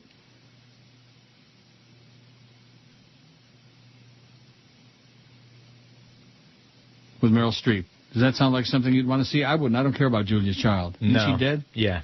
Good. She was disgusting. She always talked like she had a mouthful of that damn French food. I couldn't stand her. Yeah, I wasn't a fan. No. And that Paul Prudhomme, you know, that Nolene chef, that big guy looks like Dom DeLuise on acid. Uh-huh. Wow. I did like the other Cajun chef, though, Justin... Oh, God, what was his last name? Justin Time? Yeah. I guarantee. Oh, I don't like that whole Cajun rap, man. I hate that. So many things you hate. You're just a hateful person. Yeah, that's right. That's me. That's me. I hate. Jackie says the show is great today. It's the best when things are all screwed up. Oh, this is last Tuesday. And you have to fly by the seat of your pants. I wish George the best landing the job across screwed up. Oh, this is last Tuesday. And you have to fly by the seat of your pants. I wish George the best landing the job across the street he has missed. And Flea, you're doing a great job, says Jackie. Oh, thanks. One of our regulars gives you her squeal of approval. That was from last Tuesday. T says, Flea is doing a great job as your sidekick so far. Could you play I'm Moving Out with Joe Zagacki or Sandstorm, please? Keep it light, T. Oh, some of this stuff just puts me right on the flow. I don't want to breathe no more. Oh, here's something that you sent me one morning, I don't know when, a while ago. New Haven housing officials are trying to figure out why someone left slaughtered chickens on a man's bed and put rotting fish under it. Police said the dead animals were found in a men's room at housing located on such-and-such street in New Haven earlier this week. Philip Elliott had rented one of 3 bedrooms on the second floor of the house for $150 a week, and he and the tenants in the other room shared the kitchen and the bathroom. Police said one of his roommates woke up Monday and smelled a vile odor. The building superintendent went upstairs and found 3 dead chickens on a bed and blood splattered on the floor. Fish were found under the bed and later in the closet. Well, we learned something today on the Neil Rogers Show. Fish are in the closet. I know R. Kelly and Tom Cruise are in there, but now even fish are in the closet. I didn't know fish could be gay. Maybe they are. Who knows and who cares? Don't tell me I'm getting light on emails now. That's why I'm going back to last week in my pile. It's only 12:07. We got a long way to go.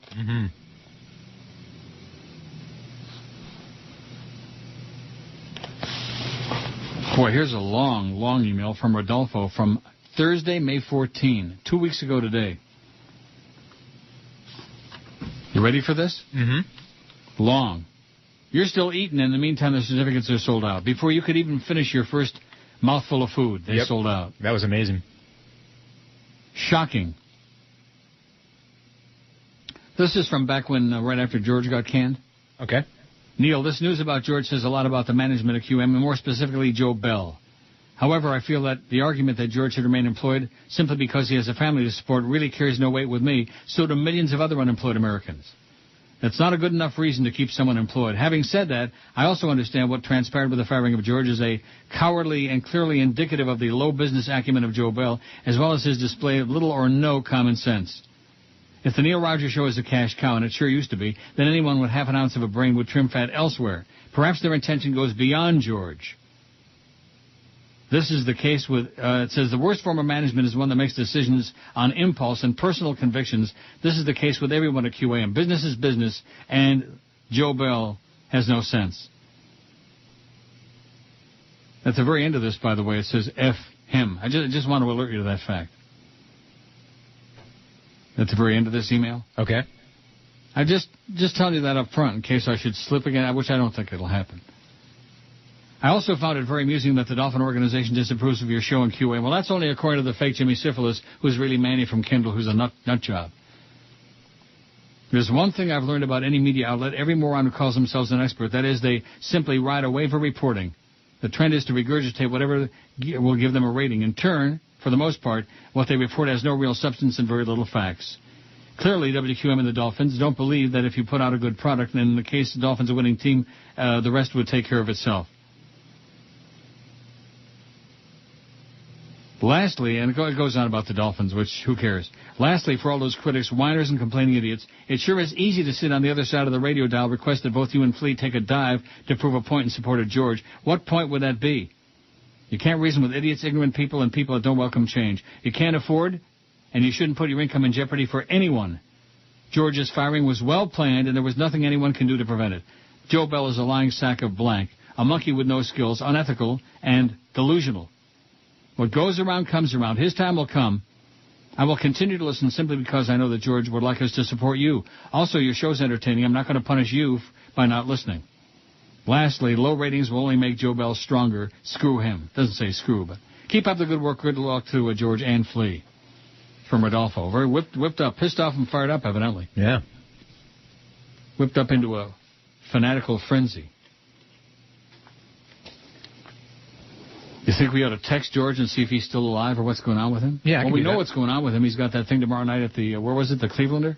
Yeah. Was it really? Clevelander, yep. Which is all shiny and new and... Yeah, Hank I think he used to be one of Hank's sponsors once upon a time. What was the big deal with it back then? What was the attraction? I don't know. I think celebrities used to stay there. Really? Mm-hmm. Back in the day. Kind of like the celebrity wall at Wolfie's, the one on 21st and Collins. Yeah, now everybody goes to the Fountain Blue. I wonder if that top floor at the Fountain Blue is still like it used to be years ago. I don't know. There used to be a lot of hanky-spanky going on there, so I heard. I was never invited, though. Maybe Buddy Nevins could inform us more about that, because that seems to be his area of expertise. Anything has to do with... Yeah, that's Buddy's... too bad he's out of work. Little Buddy Nevins. I wonder what dumpster he's sleeping in these days. Oh, geez, look at this. Barry Jackass says, 790's website is down. Have you heard from George? Word is he's upset with you. Uh-oh. What? What would he be upset with me about? I don't know. He didn't mention that to me. Well, that's from the fake Barry Jackass. It's from across the street. So just some Ojan provocateur trying to stir up a bunch of crap. I don't think he's upset with me at all. What would he be upset with me about? Well, maybe you'll have to text him. I did. What'd you say? I said, any news? What can we announce for the George Report? Well, if he's upset with me, maybe that's why he's not emailing every morning. Could be. Neil? God? Schlubberdinky Advertising, how can I help you? You're looking for a new air campaign in Miami? Sure. Now, what we do here is we start with salsa music. Yeah, if you want to run ads in the Miami market, you gotta use salsa music, see? Yeah, of course. And we've got great success here with the salsa music. It's the only music them Cubans like. Uh-huh. Yeah, look, all you need is VO on a better salsa music, and them Cubans, they stop everything they're doing just to listen, and then they dance to it. Yeah, and we got a voiceover guy over here. Hey, voiceover guy. Yeah? Come here. What? Say habla español. Okay. Se habla español. No, more macho. They like that said like, what do you call it there, macho. All right. Se habla español. No, angrier, like you're wielding a knife at somebody. All right. Se habla español. There, you see, we got them Cubans all figured out. Se habla español. Se habla, bla, bla, bla, bla. Se habla español. Se habla español. Se habla, bla, bla, bla, bla. Se habla español. Se habla, bla, bla, bla. Okay, 12:18 at 560 WQAM. Oh, I knew this Ben Schmiegel would be here, giving you some crap. Okay. And I got a response from George, too. You do what? I got a response from George. What'd George say? Is he pissed off at me about something, which I can't imagine what it would be? Didn't say that. He said nothing new, still waiting for callbacks, still trying to line up as many sponsors as I can to convince people I'm worth some money, enjoying the vacation. Well, that sounds positive. Yeah. Hey, fake Barry across the street, by the way, quit trying to stir up a bunch of crap. Word is this and word is that. Yeah, word my ass. Ben Schmiegel says, please tell your sidekick to stop trying to speak with food in his mouth. It's not only disrespectful, it's vile, vulgar, and vituperative. The FCC clearly states that any broadcaster on the air must speak with a clear voice. No, it does not. That goes beyond dining manners, spelled D-I-N-N-I, dinning manners. You're illiterate, Ben. That's John ZTR, and I'm sure that also Steve Alexander, who's sending me 8,000 emails. George always said it, and he was right. There's about a half a dozen people out there sending all the emails. He's right. Yeah. But if they ever stop, and of course we'd take a whole bunch of calls if we could, but we can't. At least not do it right. Oh, now he's belching, grepsing on the air, too. Very nice. Ben Schmiegel's going to be back on there in a heartbeat.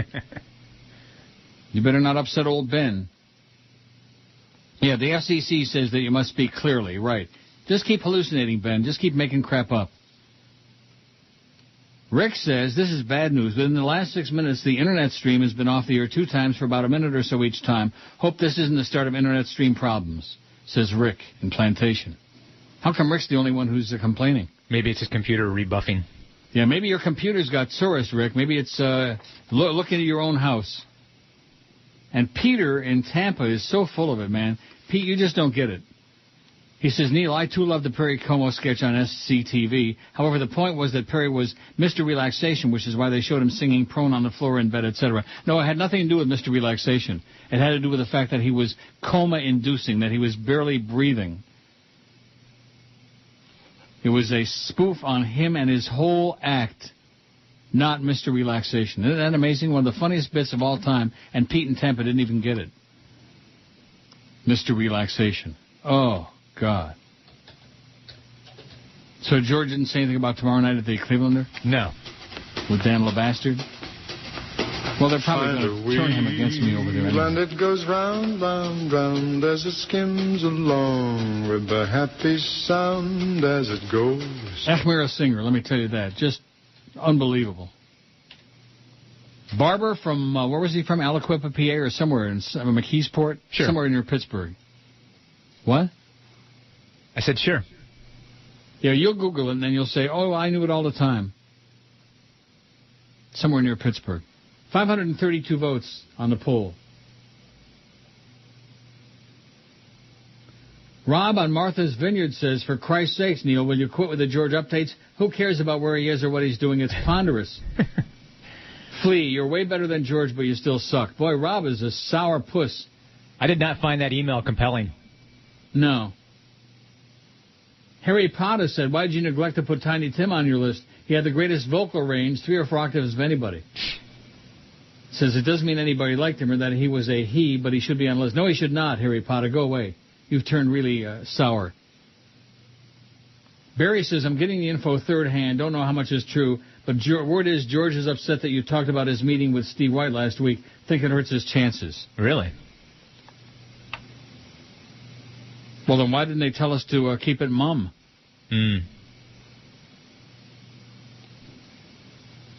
And where did we get that information from, speaking of mum? Didn't we get that from the same fake Barry jackass? Could be. Sure we did. I'm very certain we did. But George told us he was meeting with him, too, so what's the big deal? Yeah. Oh, and that's just a bunch of crap. Yeah. I heard his chances. It's all your fault. Yeah, that's right. If it rains, it's my fault. If it snows in Alaska, it's my fault. If the dog has diarrhea on the carpet, it's my fault. Tom says, this is from also, these are old, some of these. When when you haven't been on for a while. Right. You get a little bit of a backup. Tom says, I can't say I personally liked listening to George. When you were away during summer and other times when he filled in, it was better than listening to the other crap. Communista, sports, horrid FM stations, ultra-right-wing garbage. I only listened to Scare America and you, Neil. They got rid of Scare America, now George. George had a niche with you. Neil, I'm not a program director, just my unneeded opinion. But he's going to have to figure out what to do without you that's just as entertaining but different. If he does find a time slot, not in competition with you, I'll listen as I stated. Everything else sucks on the radio in this banana republic.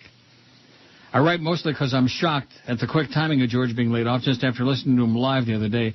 Like a lot of people, I assume we thought it was a shtick to bitch about management, a time-honored staple for shock jocks. We don't do shtick on this show. If we tell you it's going on, it's going on. Never did it cross my mind WQAM was serious. I just hope they don't take you off the radio as well. If that day comes, I'm going to physically remove the radio from my car, throw said radio at the window of Joyce's car, and buy a pimped-out MP3 player. Then I'll never listen to the crap broadcast on the airwaves down here again. Good luck, and good luck to your new board op. You're a loyal listener since '87, Tom. Thanks, Tom. And the board op says thanks, too, but he's probably eating. No, I'm done. You done? Yeah, it was good. Sounded damn good. I'm not too happy about it. Maybe I'll go to Red Lobster at 2 o'clock. I don't know, but the crab cakes looked like they were cooked perfectly. Mm-hmm. They look good.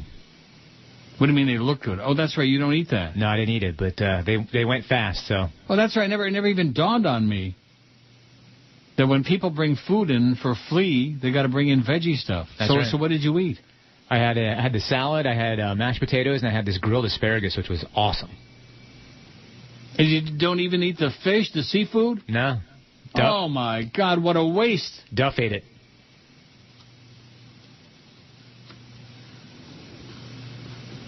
Well, at least it didn't go to waste. Oh, no. Food does not go to waste here in this building. I just can't believe that even. Couldn't you have made an exception? I could. Just for Ben Schmiegel? So you could have, a little more on the ear? I mean, eating mashed potatoes doesn't make a lot of noise generally, I don't think. No. Mashed potatoes are mushy, especially if they got, butter on them. Yeah, these were good. Especially when you do the bite with the asparagus and mashed potato combo. Yeah. That's good. Well, don't be eating too much on the air, because Ben's going to get really all bent out of shape.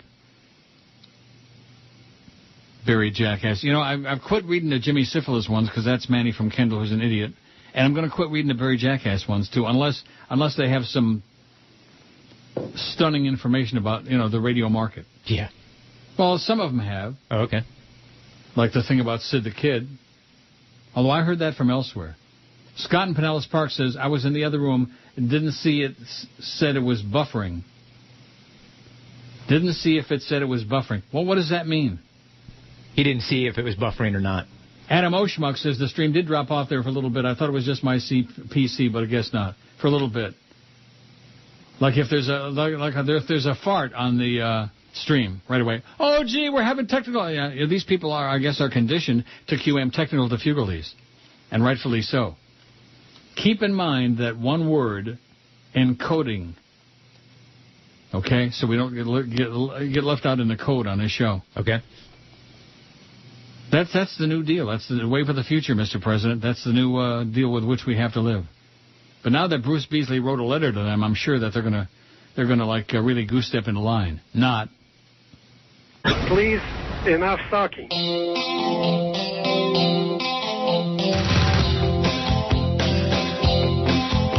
I think I'm gonna be mad. I think that it's now. You fairy. The girl I'm going to wed has gained 20 pounds. She's got a tuchus to wine. Rectum. She's got a tuchus to wine. She's got a tuchus to wine, and she don't care.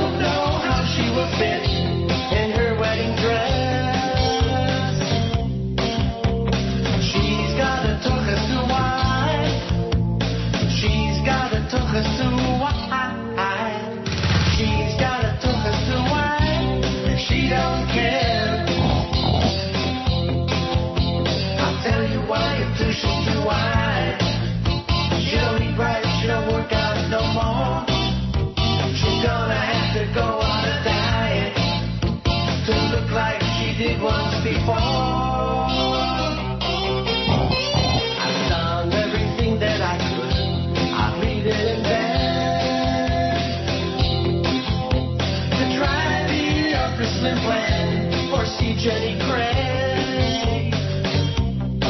Oh, she's got a tuchus to wide. She's got a tuchus to wide. She's got a tuchus to wide. And she don't care. Rectum. I'll tell you why the tuchus too wide. She don't eat right, she don't work out no more. She's gonna have to go on a diet to look like she did once before. I think I'll try on my cuts, and if by some chance, yeah, it is too tight in the waist, I'll get some stretch pants. 'Cause I've got a tuchus to wide. I've got a tuchus to wide. I've got a tuchus to wide. We make a good pair. We make a good pair. We make a good pair. We make a good pair. 12:33 at 560 WQAM. So if we weren't supposed to talk about George's meeting with Steve White, the PD across the street, then why did he send us that information? I don't know. Sounds like a bunch of BS, like an agent provocateur across the street trying to stir the pot. Anyway, Jason, who's needs help, serious help. We got a few of these emailers need group therapy. Okay. Jason says, I just went to your website to vote, and to my dismay, Willie Nelson is not on the poll. Mistakes happen. If you can, please put Willie on there, and you'll see him go flying up your poll. Thanks. No chance. Willie Nelson is the best male singer of all time. You should live so long. Yeah. Jason, he couldn't sing a note if his life depended on it. Nice mood ring, though, but he can't sing. Jeff in Boynton Beach says, yes, Perry Como was from Cannonsburg, PA, just outside Pittsburgh. I told you it was from one of those joints. Rob, however, says, Neil, gambling is not a hobby, it's an addiction. I bet you can't quit if you tried. You're hooked. Hooked! In capital letters. Hooked! If gambling is a hobby, then so is snorting cocaine, it says. It's a good hobby. What, snorting cocaine? Sure. And as someone who did maintenance on slot machines, here comes the greatest revelation of all time. Okay. As someone who did maintenance on slot machines, I can tell you that they are programmed to control the winnings. No kidding, Rob. Oh, gee, I thought they were just wide open. They're programmed to control the winnings. I mean, some of you people think that we're all morons. The rest of the world, we're all dumber than dirt, and you're the experts. Everybody's an expert. Like my Let's Be These Cab guy says, everybody's an expert, and how accurate he is. They're programmed to control the winnings. No kidding. Didn't I just say a little while ago you're playing against a computer, so why crank the handle and do all these other stupid things and wave your hands across the glass? Those people really get me. The Indian women especially, they smear their hands across the glass. Yeah. And I keep my mouth shut because I don't want to start with some of these people, but I always am tempted to say, how's that working for you so far? That doing pretty good? Did you ever see the movie The Cooler? No. That was pretty good. It was about a guy who brings people bad luck at the casinos. William H. Macy and I think Alec Baldwin was in it. Oh, I think I did see it. Yeah, it's pretty good. And true from what I hear. True what? That casinos hire coolers to, like, give people bad luck. How do they do that? They find some very unlucky guys and they stand them next to people that are winning. What does that mean? I don't know. If you watch the movie, William H. Macy was a very unlucky guy, and like whenever he would stand next to someone at the table, they would start losing. Like his bad luck would rub off on people. You know, I don't want to change the subject. Okay. Oh. Norma Kent just won't stop. Too much time on your hands, Norma. Go out and solve some murder mystery like Perry Mason. Stop. Stop. Stop. Reminder, and in conclusion, please have your new producer email me his contact information so I'm fully prepared if something comes up. Are you interested in having Norma Kent represent you? No, absolutely not. So that's the end of that. He's not interested, Norma. He's not interested. Go away. Go away. I think what this is really a reminder of is, keep me fully compensated. That must be it. Just go away. Don't go away mad. Just go away. Flea ain't interested. Can you believe that? No. He sent this to me the other day, and I didn't even have the balls to tell you about it. After I've seen what's happened with you, why would I want to hire him as my representation? Oh, Ishma Ahmed says, the best singers are Tony Bennett and Wayne Newton. Saw them in Vegas. They were great. Also, Tony Bennett is very popular in my country. Well, congratulations, Ishma. And Kushmir and Tochas, okay, go away. Norma Kent. 552 votes on the poll. Best male singer of all time, Freddie Mercury, 98. Elvis, 54. Frank Sinatra, 45. Roy Orbison, 42. Sinatra wasn't even on that first list way back when. And here he moved into third place. That's sad. That's really sad. Goes to show you there's a lot of people out there who love vanilla ice cream. It's their favorite flavor. As my friend Bill Calder used to say, delicious but no taste. Mm-hmm. Dow is down 4.5 points. Big deal. Big Timmis. So how do you like that thing about 3% of the state population are Jewish in Florida? That's pretty weak. Yeah. 3%. And 99% of them live in Boca. Show me yours, I'll show you mine. Norma Kent. Mr. Kent, this is Clear Channel. We're prepared to offer you. Let's see, here's my Mickey Mantle rookie card. Norma Kent. Hello, Mr. Kent. This is XM. We're looking for an anchor show for our network. And would you... Where's my Ed Crane pool? There it is. Norma Kent. Hello, Mr. Kidd. This is Mel Thomas. If only I could find my Mark Throneberry. Oh, Norma Kent. Ho, ho! Joe Bell here. Hi, Joe. Oh, just calling to let you know an agreement for more of the same of nothing to go nowhere is still underway. Ho, ho, ho, ho! Okay, ooh. What? I found my Shoeless Joe Jackson card with the ringtone. La, la, la, la, la, la, la, la, la, la. And by the way, Fake Barry, if George is upset with me, how come he called me a couple of days ago and we had a long conversation and he didn't indicate any problem with what anybody said about him having the meeting over there? Who, George? Yeah. I think he hates you like poison now. You didn't give up your money and you didn't quit your job for him? Shirley Yon is back. Shirley, who brought the $40 for George. Go to George's house in Hollywood, Shirley, and bring him $40,000. She says, my aunt used to put her quarters in the freezer thinking it would make the machine pay off. Rest her soul. What? Cold hard cash, I guess. Put the quarters in the freezer. I guess Shirley's aunt was an idiot. But there's a lot of that going around. Tim says, what kind of poll is this, man? Uh-oh, do you hear that? Ooh. Thunder and, and rain and crap. Wow. How are we, the listeners, supposed to get our vote in if you don't include the people we want? What is this, man? You only put in who you want in there, so when the voting is over, you can say, see, I told you people love that one. What is that? I thought this was a free country. If we tell you to put a singer on, you got to do it.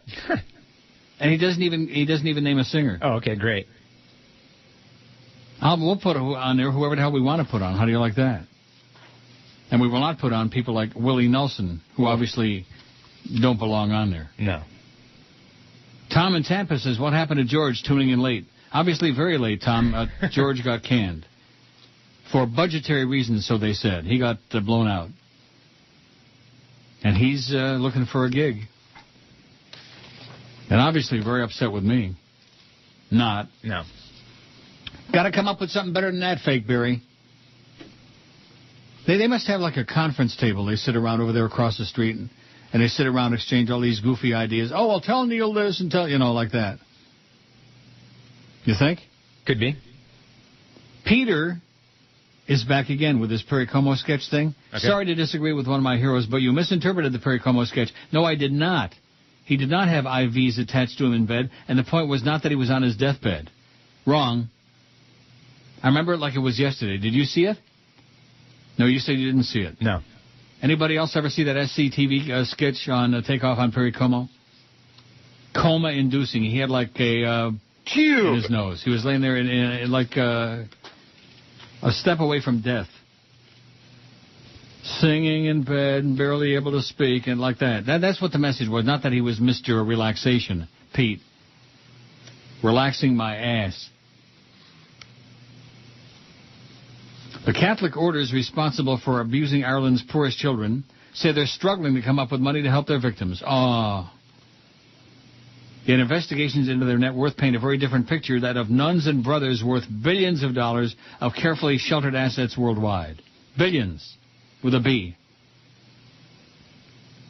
Irish government leaders said yesterday they expect the 18 religious orders involved in abusing children in workhouse-style schools to pay a much greater share of compensation for the 14,000 state-recognized victims. They also demanded that the secretive orders reveal the true scope of their wealth for the first time in face-to-face negotiations with the government. We have to ascertain how much they actually have. The government is adamant and determined they'll make an appropriate contribution, Defense Minister Willie O'Day said. The push follows last week's publication of a 9-year investigation into the widespread sexual, physical, and psychological abuse of children in church care from the 1930s to 90s, when the last of the special schools, reformatories, and orphanages closed. Yesterday, about half of the 18 orders announced they would meet with the government. They reiterated apologies for their role in harming children, but none said that they would contribute more than they promised in a 2002 deal with the government that left taxpayers paying almost all of the $1.5 billion bill to settle the abuse claims. I think George ought to go to the Catholic Church and get some money, don't you? Yeah. They're loaded, and they're hiding it. That's the worst part. Not just all the abuse that went on, but the fact that now they don't want to repent. Repent! The Spirit of Christ compels you. He's compelling, baby. The Conference of Religious in Ireland, an umbrella body, said of the 18 orders are planning private strategy session tomorrow in Dublin to decide on a common approach to the government. First off, don't trust anything they say, said the Reverend Thomas Doyle, an American Catholic priest who specializes in canon law and champions abuse victims' rights, and be prepared to follow up the urging for voluntary donations or contributions with some form of force. The order still owes hundreds of boys' schools in 20 countries, but U.S. and Canadian lawyers who've won multi-million-dollar sex abuse cases against the Christian Brothers accuse the order of making itself appear as poor as possible by shifting school ownership to individual members, trust corporations, or offshore bodies. Their assets and how they hold their assets is of Byzantine complexity, said David Wingfield, a lawyer in Toronto who's won abuse settlements from Christian Brothers schools in Canada from Newfoundland to British Columbia. They have unlimited financial resources to mount litigation, and they have absolutely no shame in doing so. A 2001 investigation by Irish broadcasters RTE into Christian Brothers mounting legal fights worldwide estimated the order's global property assets, including its Rome headquarters, in excess of $1.4 billion. Yesterday, the Irish Times, Ireland's newspaper of record, urged the government to go harder after the orders. Michael O'Brien, 72, was separated from his 7 brothers, sisters, and cousins when they were placed in separate church-run residences in the 40s. He suffered repeated rapes and beatings from age 8 onward in an industrial school run by the Roseminian Order in the town of Clonmel. All of these things. All of these things. In the name of good old-fashioned religion. So you did see Doubt. Yes, I did. And you liked it, and you still have doubt. Yeah, you leave it with doubt, and it's an excellent movie, I think. And George didn't like it? That's what I hear. Oh, speaking of movies, Rich says you've definitely seen The Cooler. It might have been a while since you were on a plane, because it was your on-air critique of that movie got me to watch it as soon as it popped up on my satellite dish. Please, description was pretty accurate. The main characters were Alec Baldwin, William H. Macy, and Maria Bello. There also were a ton of other familiar faces in it of whose names escape me. Pretty good flick, says Rich. The Cooler. Yeah, it sounds familiar.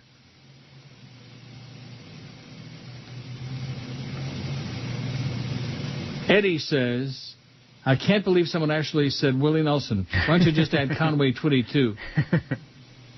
I'm sad George is gone, but we'll always listen as long as you're on, says Eddie. Thanks, Eddie.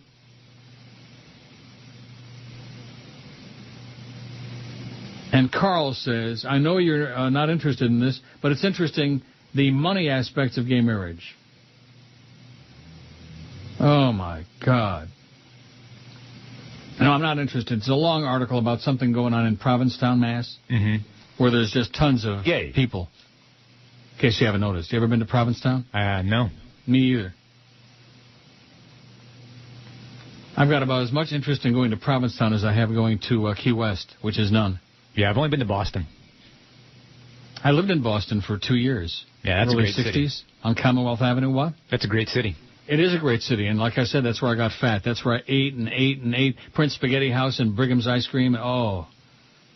And those great grinders, sub sandwiches. I mean, you know, there's some people think they know a great sub sandwich. Hoagies and grinders. Those are the real subs. Oh, my God, just to die for. I think the best subs I ever had in my life was when I was 16 years old at Bellow Snyder's summer camp in Inlet, New York, up in the Adirondacks. Mm-hmm. And a bunch of us, we would walk into town, like at lunchtime, and we would buy these grinders. Oh, my God. Just the memory of them makes me go nuts. That's 50 years ago. See what a glutton I am? Of course, you wouldn't want them because it's got all kinds of meats in it, you know. Yeah. And cheese. Love cheese. You could eat the bread, though, I guess. I'll give you the bread, and I'll just eat the contents. No, I eat cheese, too. Oh, you do eat cheese? Yeah. Well, you're pretty selective. You're a octo-lavo schmendrick? Right. Ovo-lacto. Well, how is it you decide what you do eat and what you don't? If it was alive, I don't eat it. If it was alive? Well, I know plants are alive, but... Plants were alive. Don't you think plants have feelings? No, I don't think they have feelings. Plants have feelings. Can't you imagine when they chop open that head of lettuce? My God, what if they chopped open your head? Wouldn't you, scream? Yeah. I think the plants scream, but very quietly. I'm not trying to make fun of your fetish or your thing. No, that's but fine. like that one guy said, I've got a gambling problem. Yeah, you're an addict. What? You're an addict. Yeah, I'm addicted to slots. It's my hobby, and I've always said it's an expensive hobby, and it's a fool's proposition because in the long run you're going to lose your ass. But I enjoy it. I have fun there. I like it. And there are some people in the audience who think that I have to explain to them, and you have to explain. All of us on the air, we owe them an explanation for what we like to do and where we go and how we spend our money and yada, yada, all this other crap.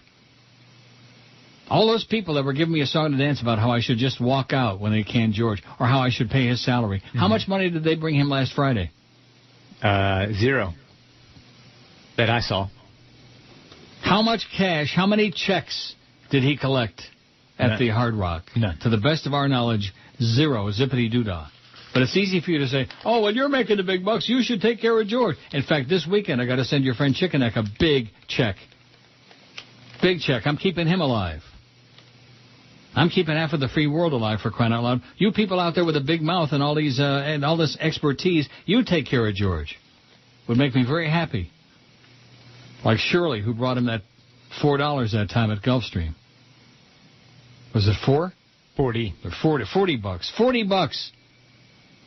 And I'll bet you that Shirley is a schlepper. I bet you she don't have 2 nickels to rub together. But in the meantime, she cared enough and she liked George enough to bring him 40 bucks. How much are you people bringing him? Frankie says, listening to Mad Dog is like listening to a man with ADD. He'll tease something into the break, never get back to it for the rest of the show. Well, that's just to keep you listening, Frank. Oh, this is supposed to be very funny. Did you add Katie Lang to your poll, says Frank?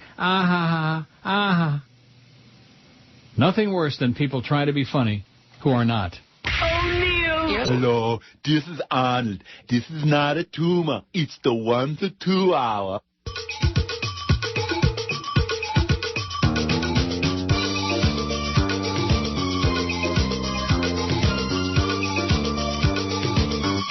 You fairy. My name is Barry, sing like a fairy.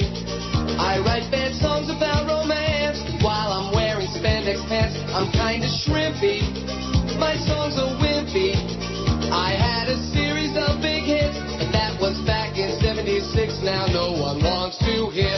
They only laugh and sneer. They won't admit that they own my albums, cause my songs are queer. Got a nose shape like a banana. My 2 fans both live in Montana. Got a nose shape like a banana. Up my nose you could fit half of the city of Atlanta. I write the songs like a banana. I've got a honker the size of Yonkers. When I get a stuffed up nose, I be Tristan in a hose. But now I'm on the case. My life is back in place. And so I'm singing again and sticking my schnoz in your face. Got a nose shape like a banana. My 2 fans both live in Montana. Got a nose shape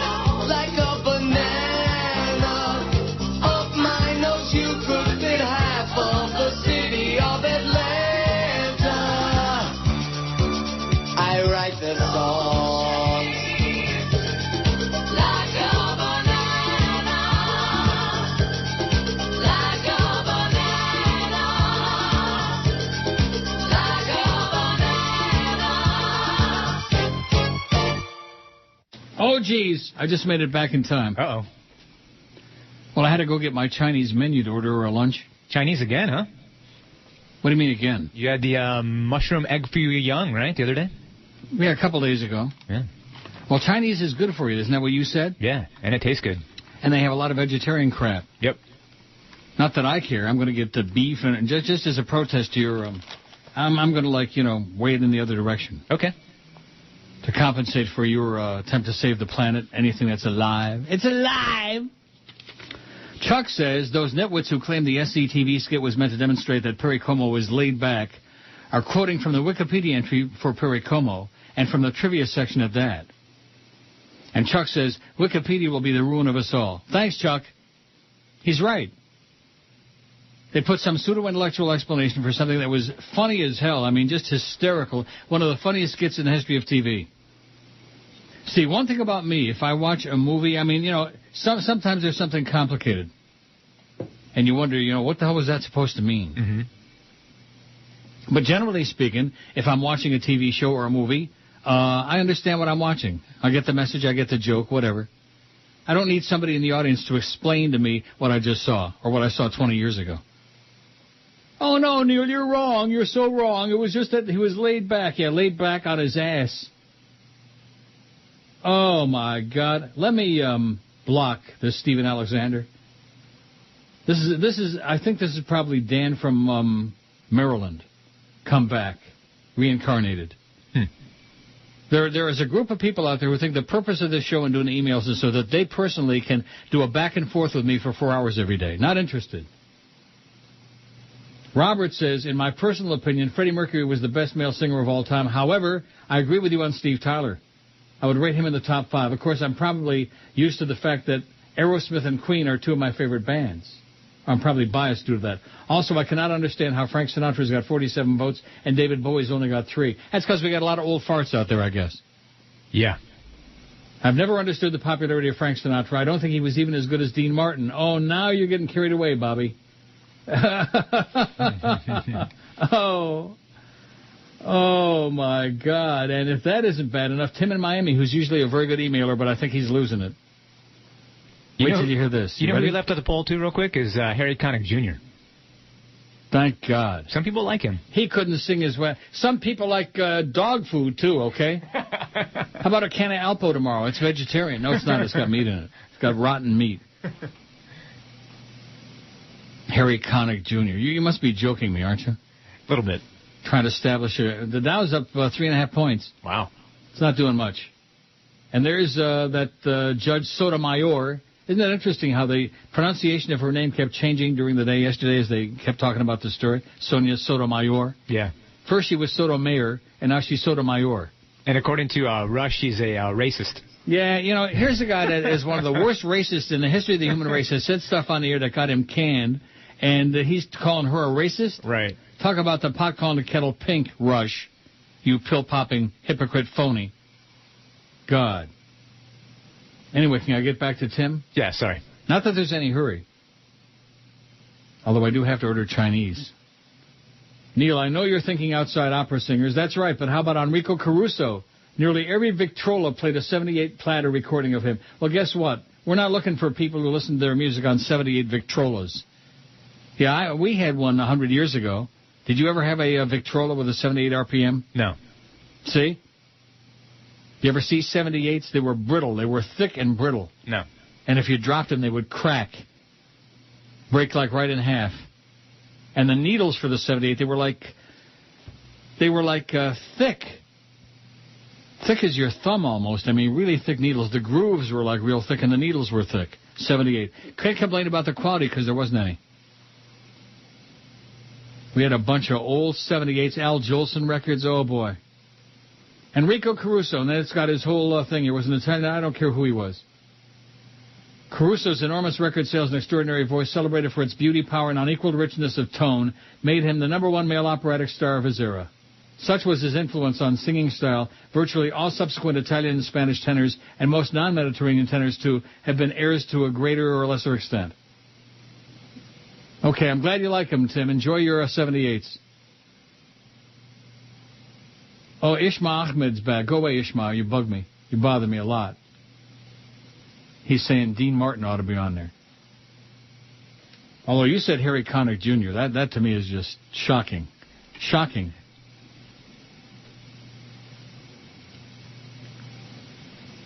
Were you joking or were you serial? No, I was joking a bit.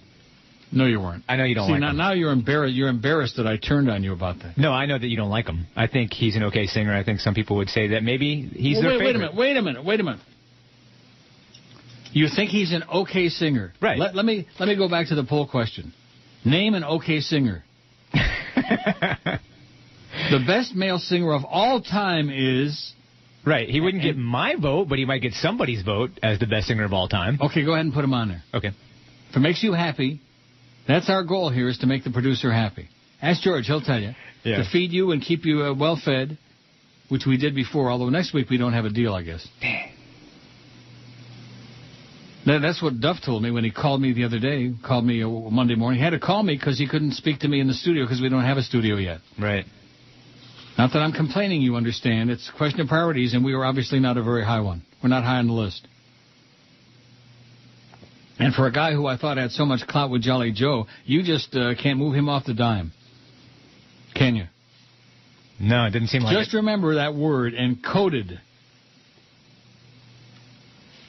Okay?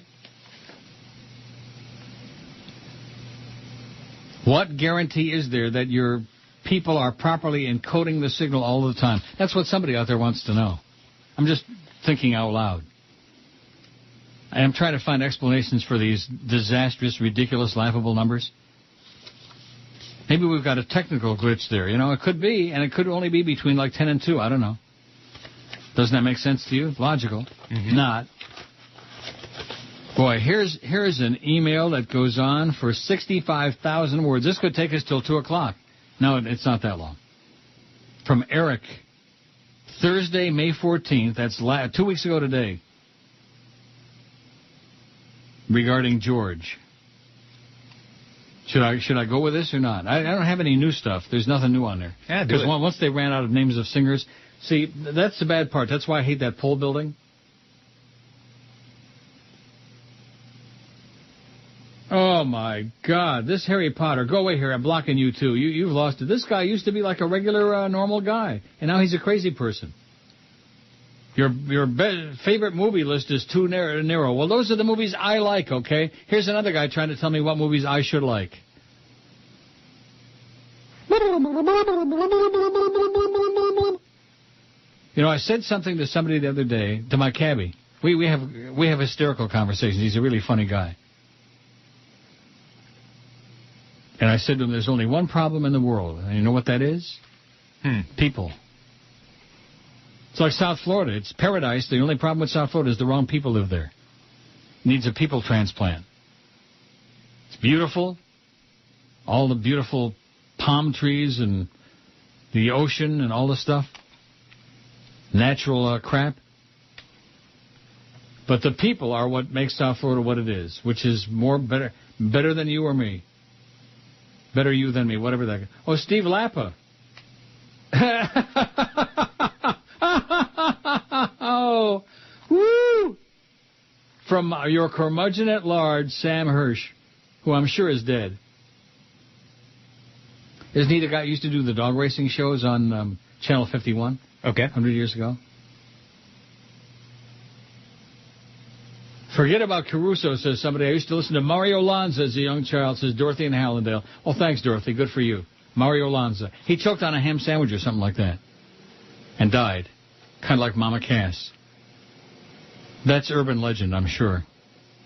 Because Mama Cass didn't die from choking on a ham sandwich either, did she? Why not Google it and find out how she really died? Okay. Maybe she died from fat, from gluttony. Speaking of ordering Chinese. The Dow's up 20 points. Things are really looking up, boys and girls. Freddie Mercury's got 103 votes. Elvis is in second place. That's disgusting. 583 votes. Not too bad, considering nobody's listening. O'Neill. Yes. You get a lot of big parts with Neil Rogers on Sports Hole Radio, WQAM.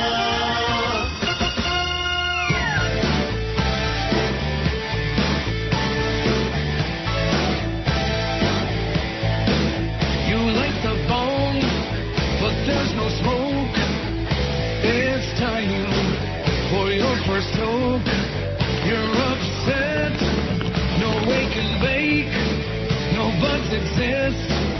not even shake.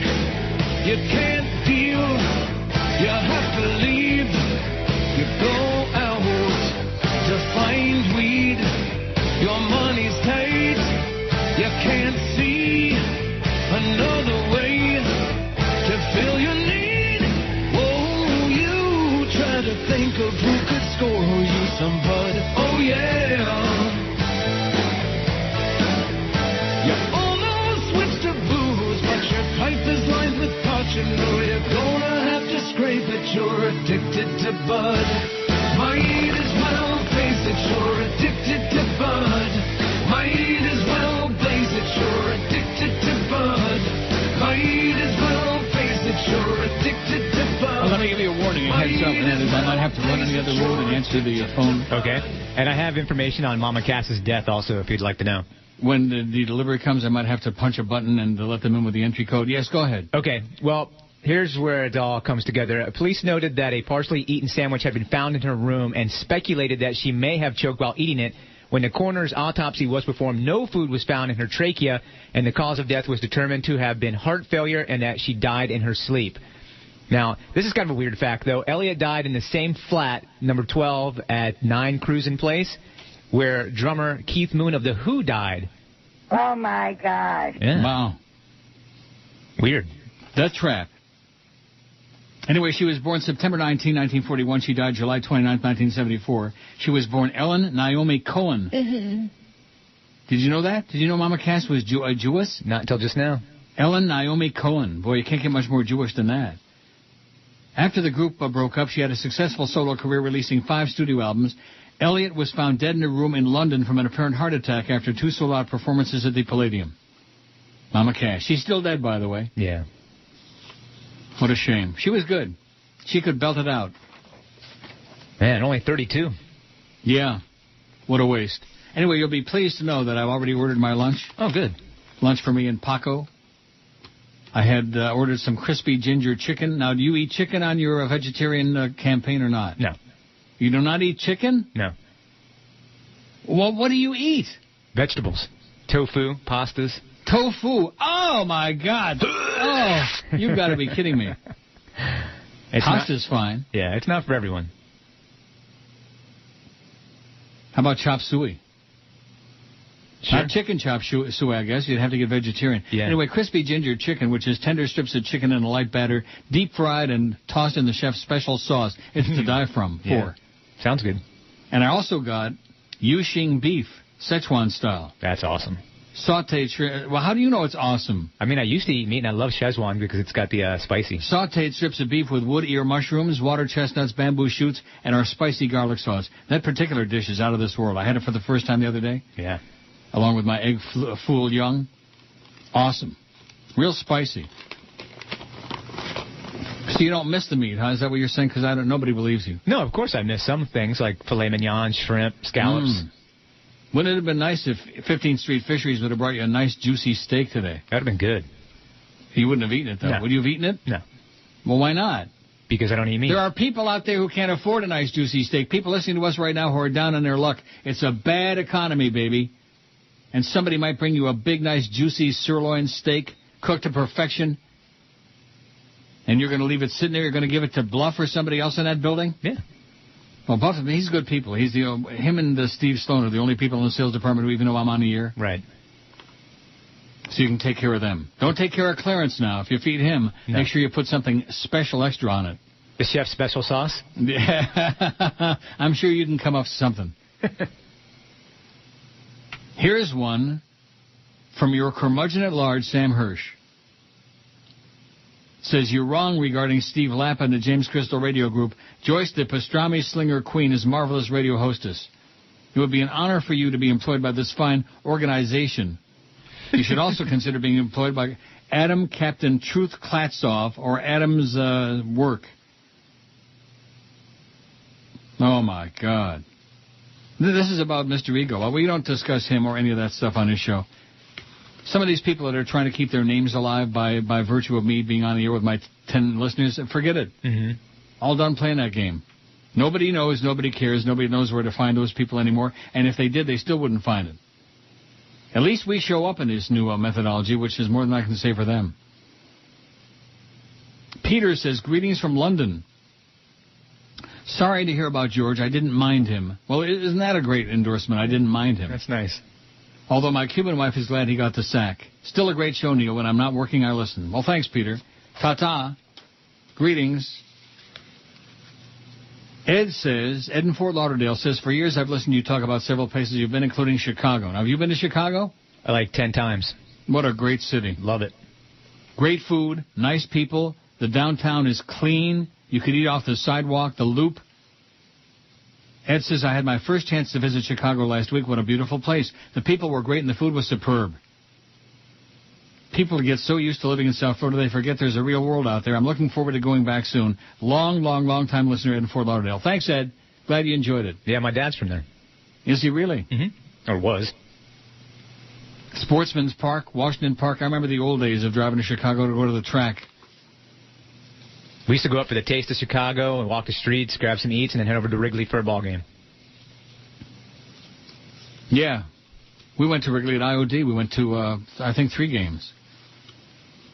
Remember Mark Grace hitting a home run in the bottom of the 10th inning to win one of the games? Mark Grace. Oh, yeah. Good old Mark. Those were the days, man. Ryan Sandberg at second, Mark Grace. That was my favorite player, Ryan Sandberg. Vance Law at third. Ron I Say like for Vance a little a lot. bit. Remember they had Ron Say for a little while? They did? Oh, yeah, that's right. The Penguin. Oh, yeah. And Jody, what was the catcher? Jody... Foster. Yeah, Jody Foster. Jody Davis. Jody Davis, very good. Yeah. And then, of course, the ex-Marlins manager, Joe Girardi. Yeah, oh yeah, catching. He was one of the catchers. Andre Dawson played in the outfield for a while. The Hawk in right field, that's right. Yep. Who was in center field? Oh, wow. I can't remember. Come on. I don't remember either. Yeah. Well, we don't want to get back in all this old baseball trivia because this audience, we're not doing a sports show, Neil. Come on. But we forgot Sean Dunston in the Sean Dunston at short, that's right. Yep. Shawon. Is there anybody else in the history of the human race who's ever been named Shawon? I don't think so. No. Sean. He was an excellent fielder and very fast base runner, but boy, he sure struck out a lot. Shawon. Yep. Cannon of an arm, though. Yeah. Good fielder. I'm trying to think who played center field. Some dark-complected kid. Maybe. Anyway, Bob Loblaw says, thank God you're back on the air. Boy, I sure like your supermarkets, Bob. You ever shopped at Loblaw's? Never heard of it. Loblaw's, it's an upstate New York and Toronto place. Loblaw's. Like IGA. Do you ever hear of IGA supermarkets? Yeah. You did? Yep. How about Piggly Wiggly? In Chicago, they got Piggly Wiggly. Of course, and Atlanta, too. Do they really? Oh, you worked in Atlanta or lived there? I lived there for a summer after college, Oh, how sad. You liked Atlanta? It has its, good and bad parts. I wouldn't live there, I don't think. Jerome Walton. There you go. Wasn't he the center fielder? Yep. He wasn't a great player, but he's pretty good. Anyway, Bob Loblaw says, I know the previous couple of weeks must have been difficult for you. To say the best, Bob, muy difícil. I, too, have been a recent victim of forced exile. My exile came from the lounge, a message board devoted to the driving of our Bentleys, the purchasing of coach bags for our wives or girlfriends, lusting after the teenage pole vaulter Alison Stokey, whoever that is, posting pictures of topless French newscasters, ranting about the abuses of power perpetrated by policemen, whining about the decrepit state of University of Miami athletics, and so on. Sounds like a hell of a time, Bob.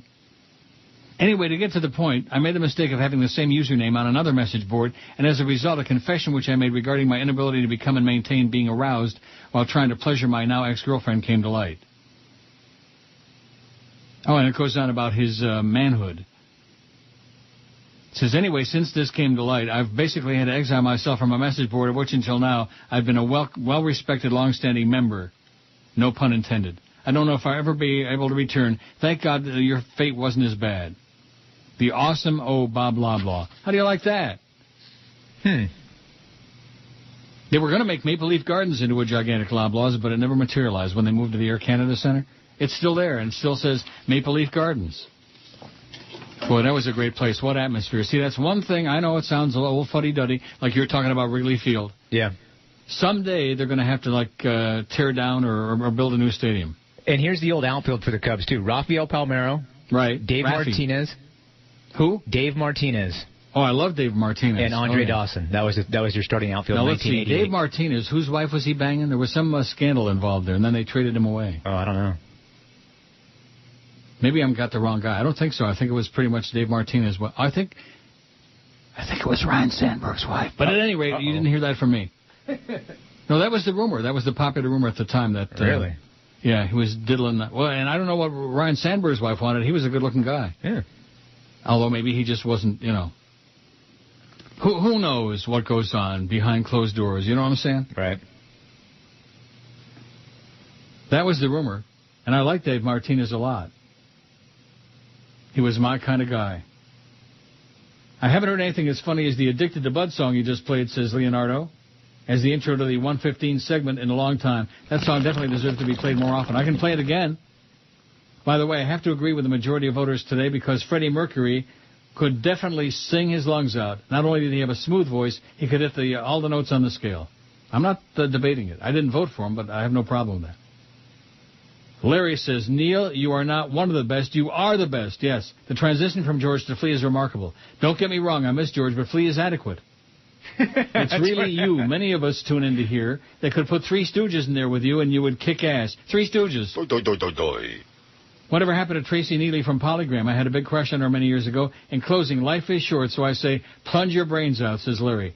Thanks, Larry, although today I'm eating lunch instead. It's cheaper. Were you fudge packing?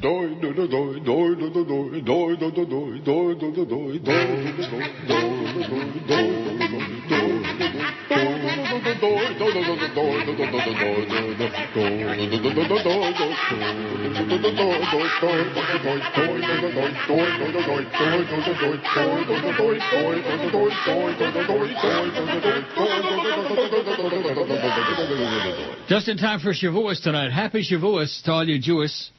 131 at QAM. What is Shavuos? I have no idea. What do you mean? You're a little bit Jewish. Very little. Evidently. I think that upbringing in Tampa kind of de-Jewed you. You know what it is? Shavuos? No? Okay. Who are you asking? Ryan Spector. He's pretty Jewish. He doesn't know either. Sure sounds like it. Yeah.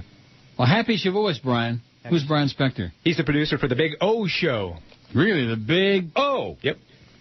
Well, what do you know about the Big O? What's he hearing about Sid Rosenstein? I don't know. I'm looking right at him, though. He just laughed. Sid? No, I'm looking at Orlando. Sick. You sound a little bit out of sorts.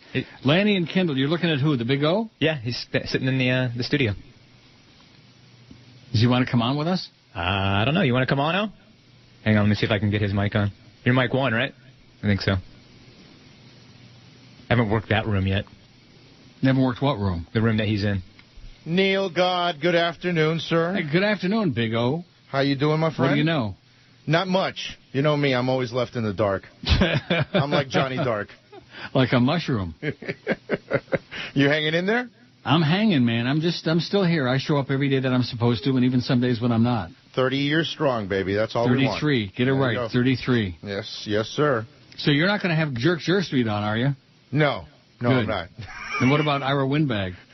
Yes, we have Ira on often, yes. Oh, no. That explains a lot.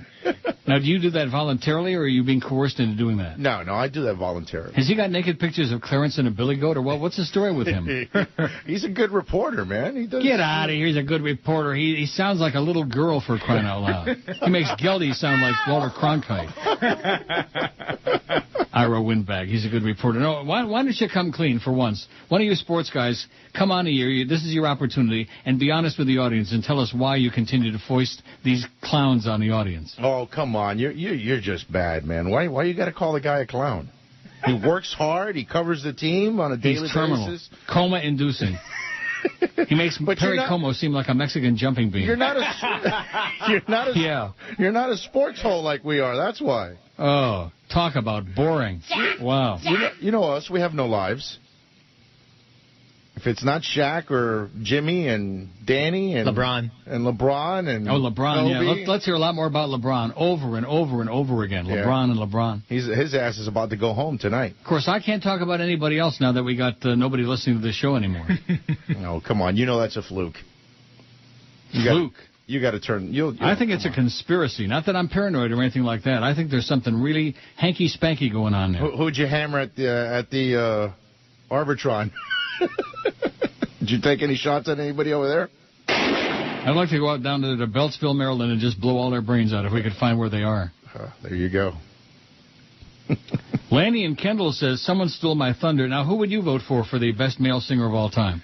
I haven't heard the whole list. I mean, I'm a huge Steven Tyler fan. Aerosmith. Don't tell that to Flea. Aerosmith just absolutely kicks ass. I agree with that. I got my daughter hooked on Aerosmith now. We're going to the concert next month. It's Aerosmith and ZZ Top at the Hard Rock, if I'm correct, right?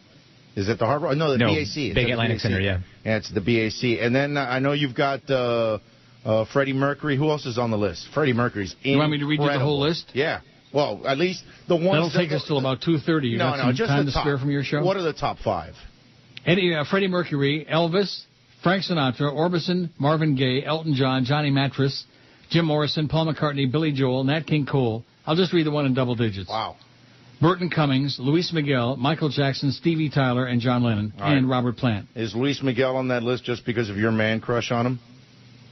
Well, what is that man crush? See, Flea was saying before, and I agree with him. Man crush my ass. How about fag crush? No, Luis Miguel is great. You don't think he's a great singer? You know what? It's just that what got into Flea there all of a sudden? This is the most animated he's been all day. That was funny, man. I'm sorry. When I listen to Spanish music... It's not a man crush. It's a fag crush. I'm not pretending it's like, it's a man crush. That is so wimpy, you know? Well, that's for us homophobes on this side. The Dow's up 80 points. Yeah, the sports guys have all got to pretend to be very homophobic. Exactly. So I don't think pretend is the word. Right, exactly. Jay Black has only got 9. I voted for him. But you got Frank Sinatra on that list. You got Steven Tyler on that list. You got... Bono, don't read them all back to me. You know, Bono's on there. Lou Gramm from Foreigner is on there. Paul Rogers from Bad Company's on there. Yeah. Lou Gramm don't have any votes, by the way. You want to know why? Because nobody knows who he is. Right. I mean, Foreigner is great. Everybody loves Foreigner. Yeah. But until today, I never even knew who the lead singer was. Right. Yeah, he's terrific. And Neil's going to hate this because I've heard him say this before, but I love Bono and you too. I don't know. I knew it. Good thing the Chinese is coming. I haven't eaten it yet. I've listened to you enough over the decades. I know you hate you too. I just don't understand that whole deal. What the big deal is with them and with him, and he's going to save the world from itself and all this other crap. Well, at least he's a good guy. At least he's trying to make a difference. Yeah, at least he's trying to do good. That's right. Just like us here at QM, we're trying to do good to see if we can fire everybody by the end of the decade. Some of these jerks that make all this money in entertainment don't give anything back. Don't give anything back whatsoever. Yeah. So at least this guy's trying to give something back. And Mama Cass gave back part of that salami sandwich. Yeah, that must have been really disgusting. I don't think she choked on the sandwich. No. Just an urban legend. No, it's just... Anyway, Lanny says, even though I hate opera and never listen to it except by accident, the singers have great voices, including Caruso, the 3 tenors, etc. Yeah, but that puts me to sleep. Mm-hmm. We're not interested in that pseudo-intellectual crap. That's the cure for insomnia right there, just putting on opera. No, sports talk is the cure for insomnia. You're looking for modern pop singing, and Ira Winbag, he is the ultimate cure for insomnia. The Big O Show is the cure for insomnia.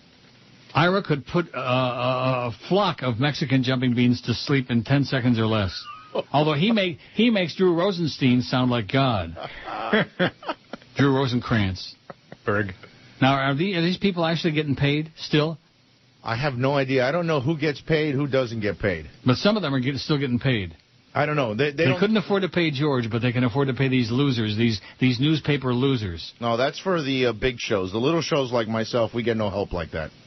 You can't afford to pay your guests? No, we can't. So Ira does your show for free? Exactly. Why is it necessary for him to be on all the sports shows? Is he that important? Well, he's kind of like our Heat Insider. So when something Heat-related or Heat Insider. So, exactly. So when something happens with he comes in and gives us the info. Yeah. And I'm sure you tune in to every second that Ira's on. Oh, and what's this with you and Jimmy Syphilis? What's that all about? He got all bent out of shape. What can I do? I mean, I took the high road and just let him vent. He did get his panties in a wad. Yeah, he did. He really did. Yeah. He got all. He thinks his stuff don't stink. Now that he's a big right-wing IOD talk show host, he thinks he's a hot stuff. Well, some of these guys, they want you to play the company line. I'm not the company guy. I just don't do that. I call it like I see it, and Sometimes they get all bent out of shape, and I guess he got his panties in a wad. You're not trying to say that Jimmy is a shill for the organization, are you? Oh, no. Because he is. I would never say that. Of course he is. He couldn't even get the first 2 draft picks names right. The first 2. Jason Schmidt. What the hell is that? He's pitching Well, he don't know Dodgers. Schmidt. I know that. Yeah. Exactly. Well, it's been a real treat having you. I don't think we've ever done this before, have we? No, never. I don't think we've ever done this. And maybe when we have that Neil Rogers studio finished, we'll invite you to come back again if it ever happens. Anytime, my friend. Because we come last. That's one thing. That's what Jolly Joe has let me know, is when it comes to priorities, the Neil Rogers Show is dead last. Last in the ratings, last on our list. Oh, I'm sure you'll turn around that first one. And say hi to Sid, by the way. He's a real ass clown. You got it, my friend. See you later. Bye. Neil, God. Okay, listen up, everybody. Following pressure by state authorities, we've decided to pull our erotic services ads from the main Craigslist page. And we've moved those to a new category, adult services, where they can be monitored. Excuse me, sir? Yeah, go ahead, Gina. Well, does this include the anonymous roadside rest area sex postings? No, because that's not really an erotic service. That's just a standard run-of-the-mill Craigslist posting. Okay, fine, but we are moving our gays-seeking Rusty Trombone and Dirty Sanchez people locator postings? Well, Gina, I pay good money to use the people locator, and trust me, the whole experience has been very erotic. Okay, fine, I understand that, but what about the postings for men seeking women for missionary-style lovemaking? Gina, seriously, that's not erotic. No, that's that ends the meeting. Yeah. Thanks, everybody. Nice. Half off the boobies of the buffet. Yeah, it's a Tiggly Wiggly. 145, and we were just talking about Piggly Wiggly, right? Yeah. Yeah, the Big O was doing okay until he said about my man crush on Luis Miguel. He said that, right? Not you. No, that was him, yeah. Oh, my God. Why do these sports nerds say that? I don't know. Is that a cover-up for being, gay? You know, exactly. Having the hots for some good-looking guy? Yeah. The Chronic in Montauk, New York says, Lou Graham, formerly a foreigner, is on your poll twice. Right. Too bad. I asked Eric to remove that. I don't know, for some reason, when I hit submit, it posted it twice. The second listing has no votes. The first has 2 or 3, including mine, he says. Also, please keep us up to date about George. Well, we just had a George update a while ago, and you said nothing new. Right. And Barry Jackass says George is pissed off at me for talking about his meeting with Steve White, which I don't believe that. No. Because George would have said, not for broadcast, don't put something like that. Because George is not bashful, you know what I mean? No, not at all. The fake Tom Jicka says, Neil and Big O, some of the funniest radio in some time. You still have it, Neil. That was some of the funnest radio in a long time. It was a pretty good segment, that's for sure. Yeah, it was a good segment. It was fun. It was a good idea. Yeah. And I wish nothing but the best for the Big O, because I know that his head is on the chopping block, and they've got their sights on him. You know, this is like, at the what do they call the places in the Midwest where they kill the cattle? Slaughterhouse. Slaughterhouses. It's like the Beasley Slaughterhouse. Just line up like the cows, and wait till you get to the chopping block, and then, boop, there goes your head. You think the cows are nervous? I know I am. Being the vegetarian that you are? I'm sure they're nervous.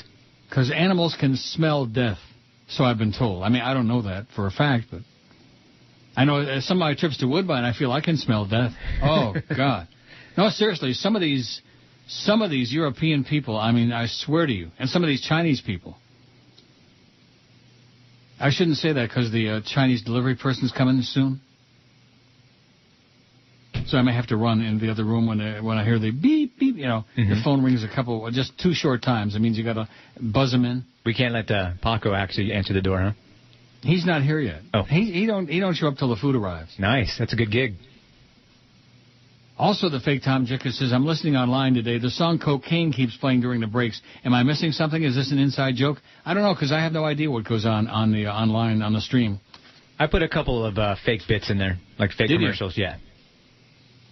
Being the troublemaker and agent provocateur that you are? Trying to keep the people entertained while they're listening online. Animals can smell death. So it must not be too fun standing in that assembly line, while they're waiting to get their head chopped off. No.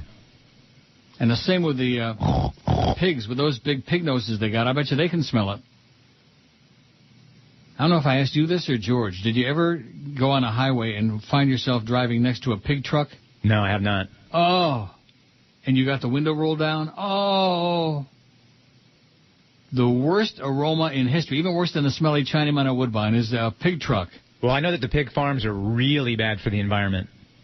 Really? Yeah, because of the gases that they give off and the stuff that leaks into the water ducts. Pigs give off gas? Oh, I yeah. can play something, but I can't. No, don't do that. See, I just want to make a point. I was thinking about this. I was reading something. Oh, you still got it.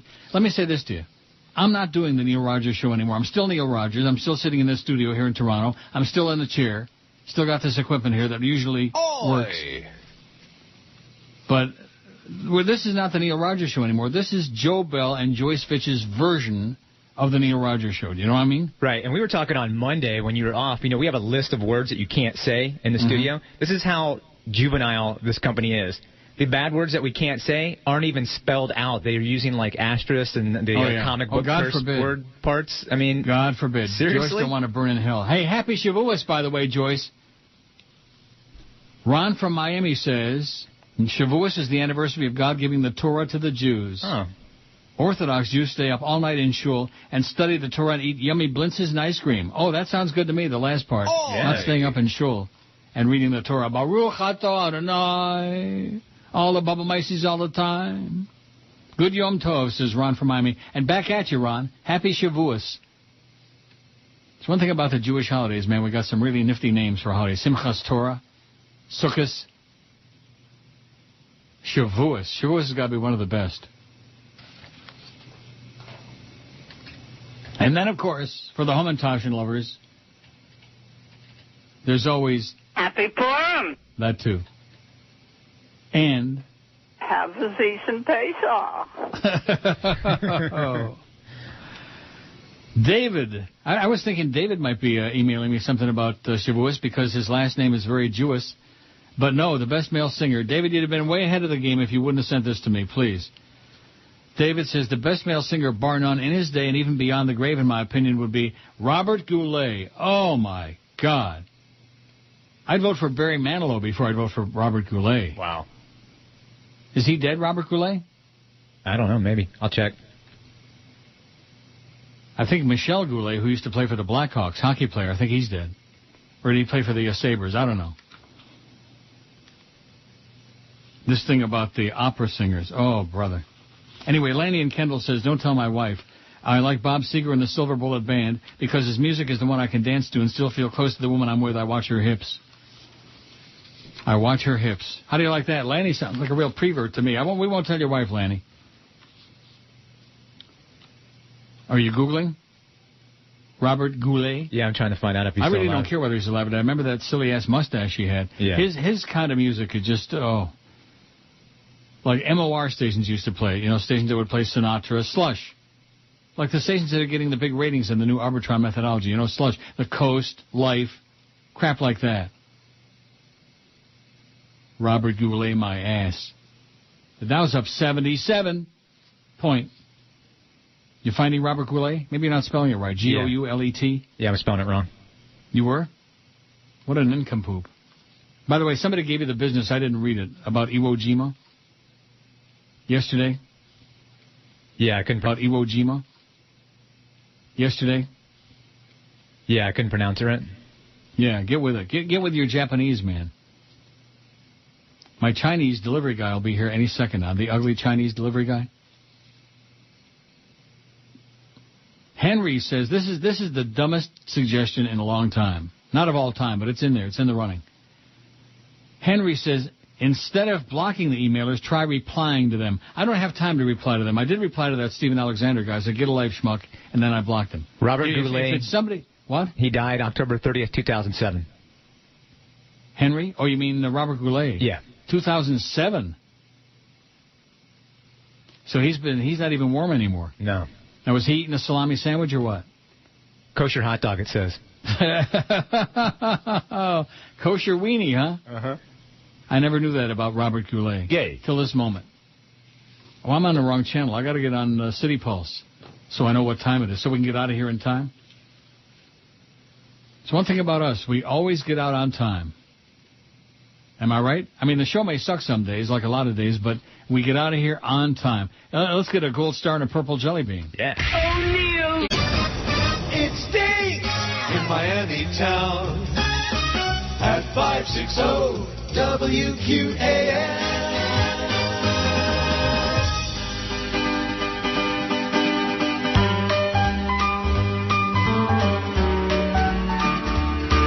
Don't like all the heartburn. Every time I see that retarded dimwit on my TV. He's President Dumb. Republicans muscled in, an inarticulate idiot. I don't know why they would want this guy, but now he's here. We're screwed the next 4 years with President Dumb.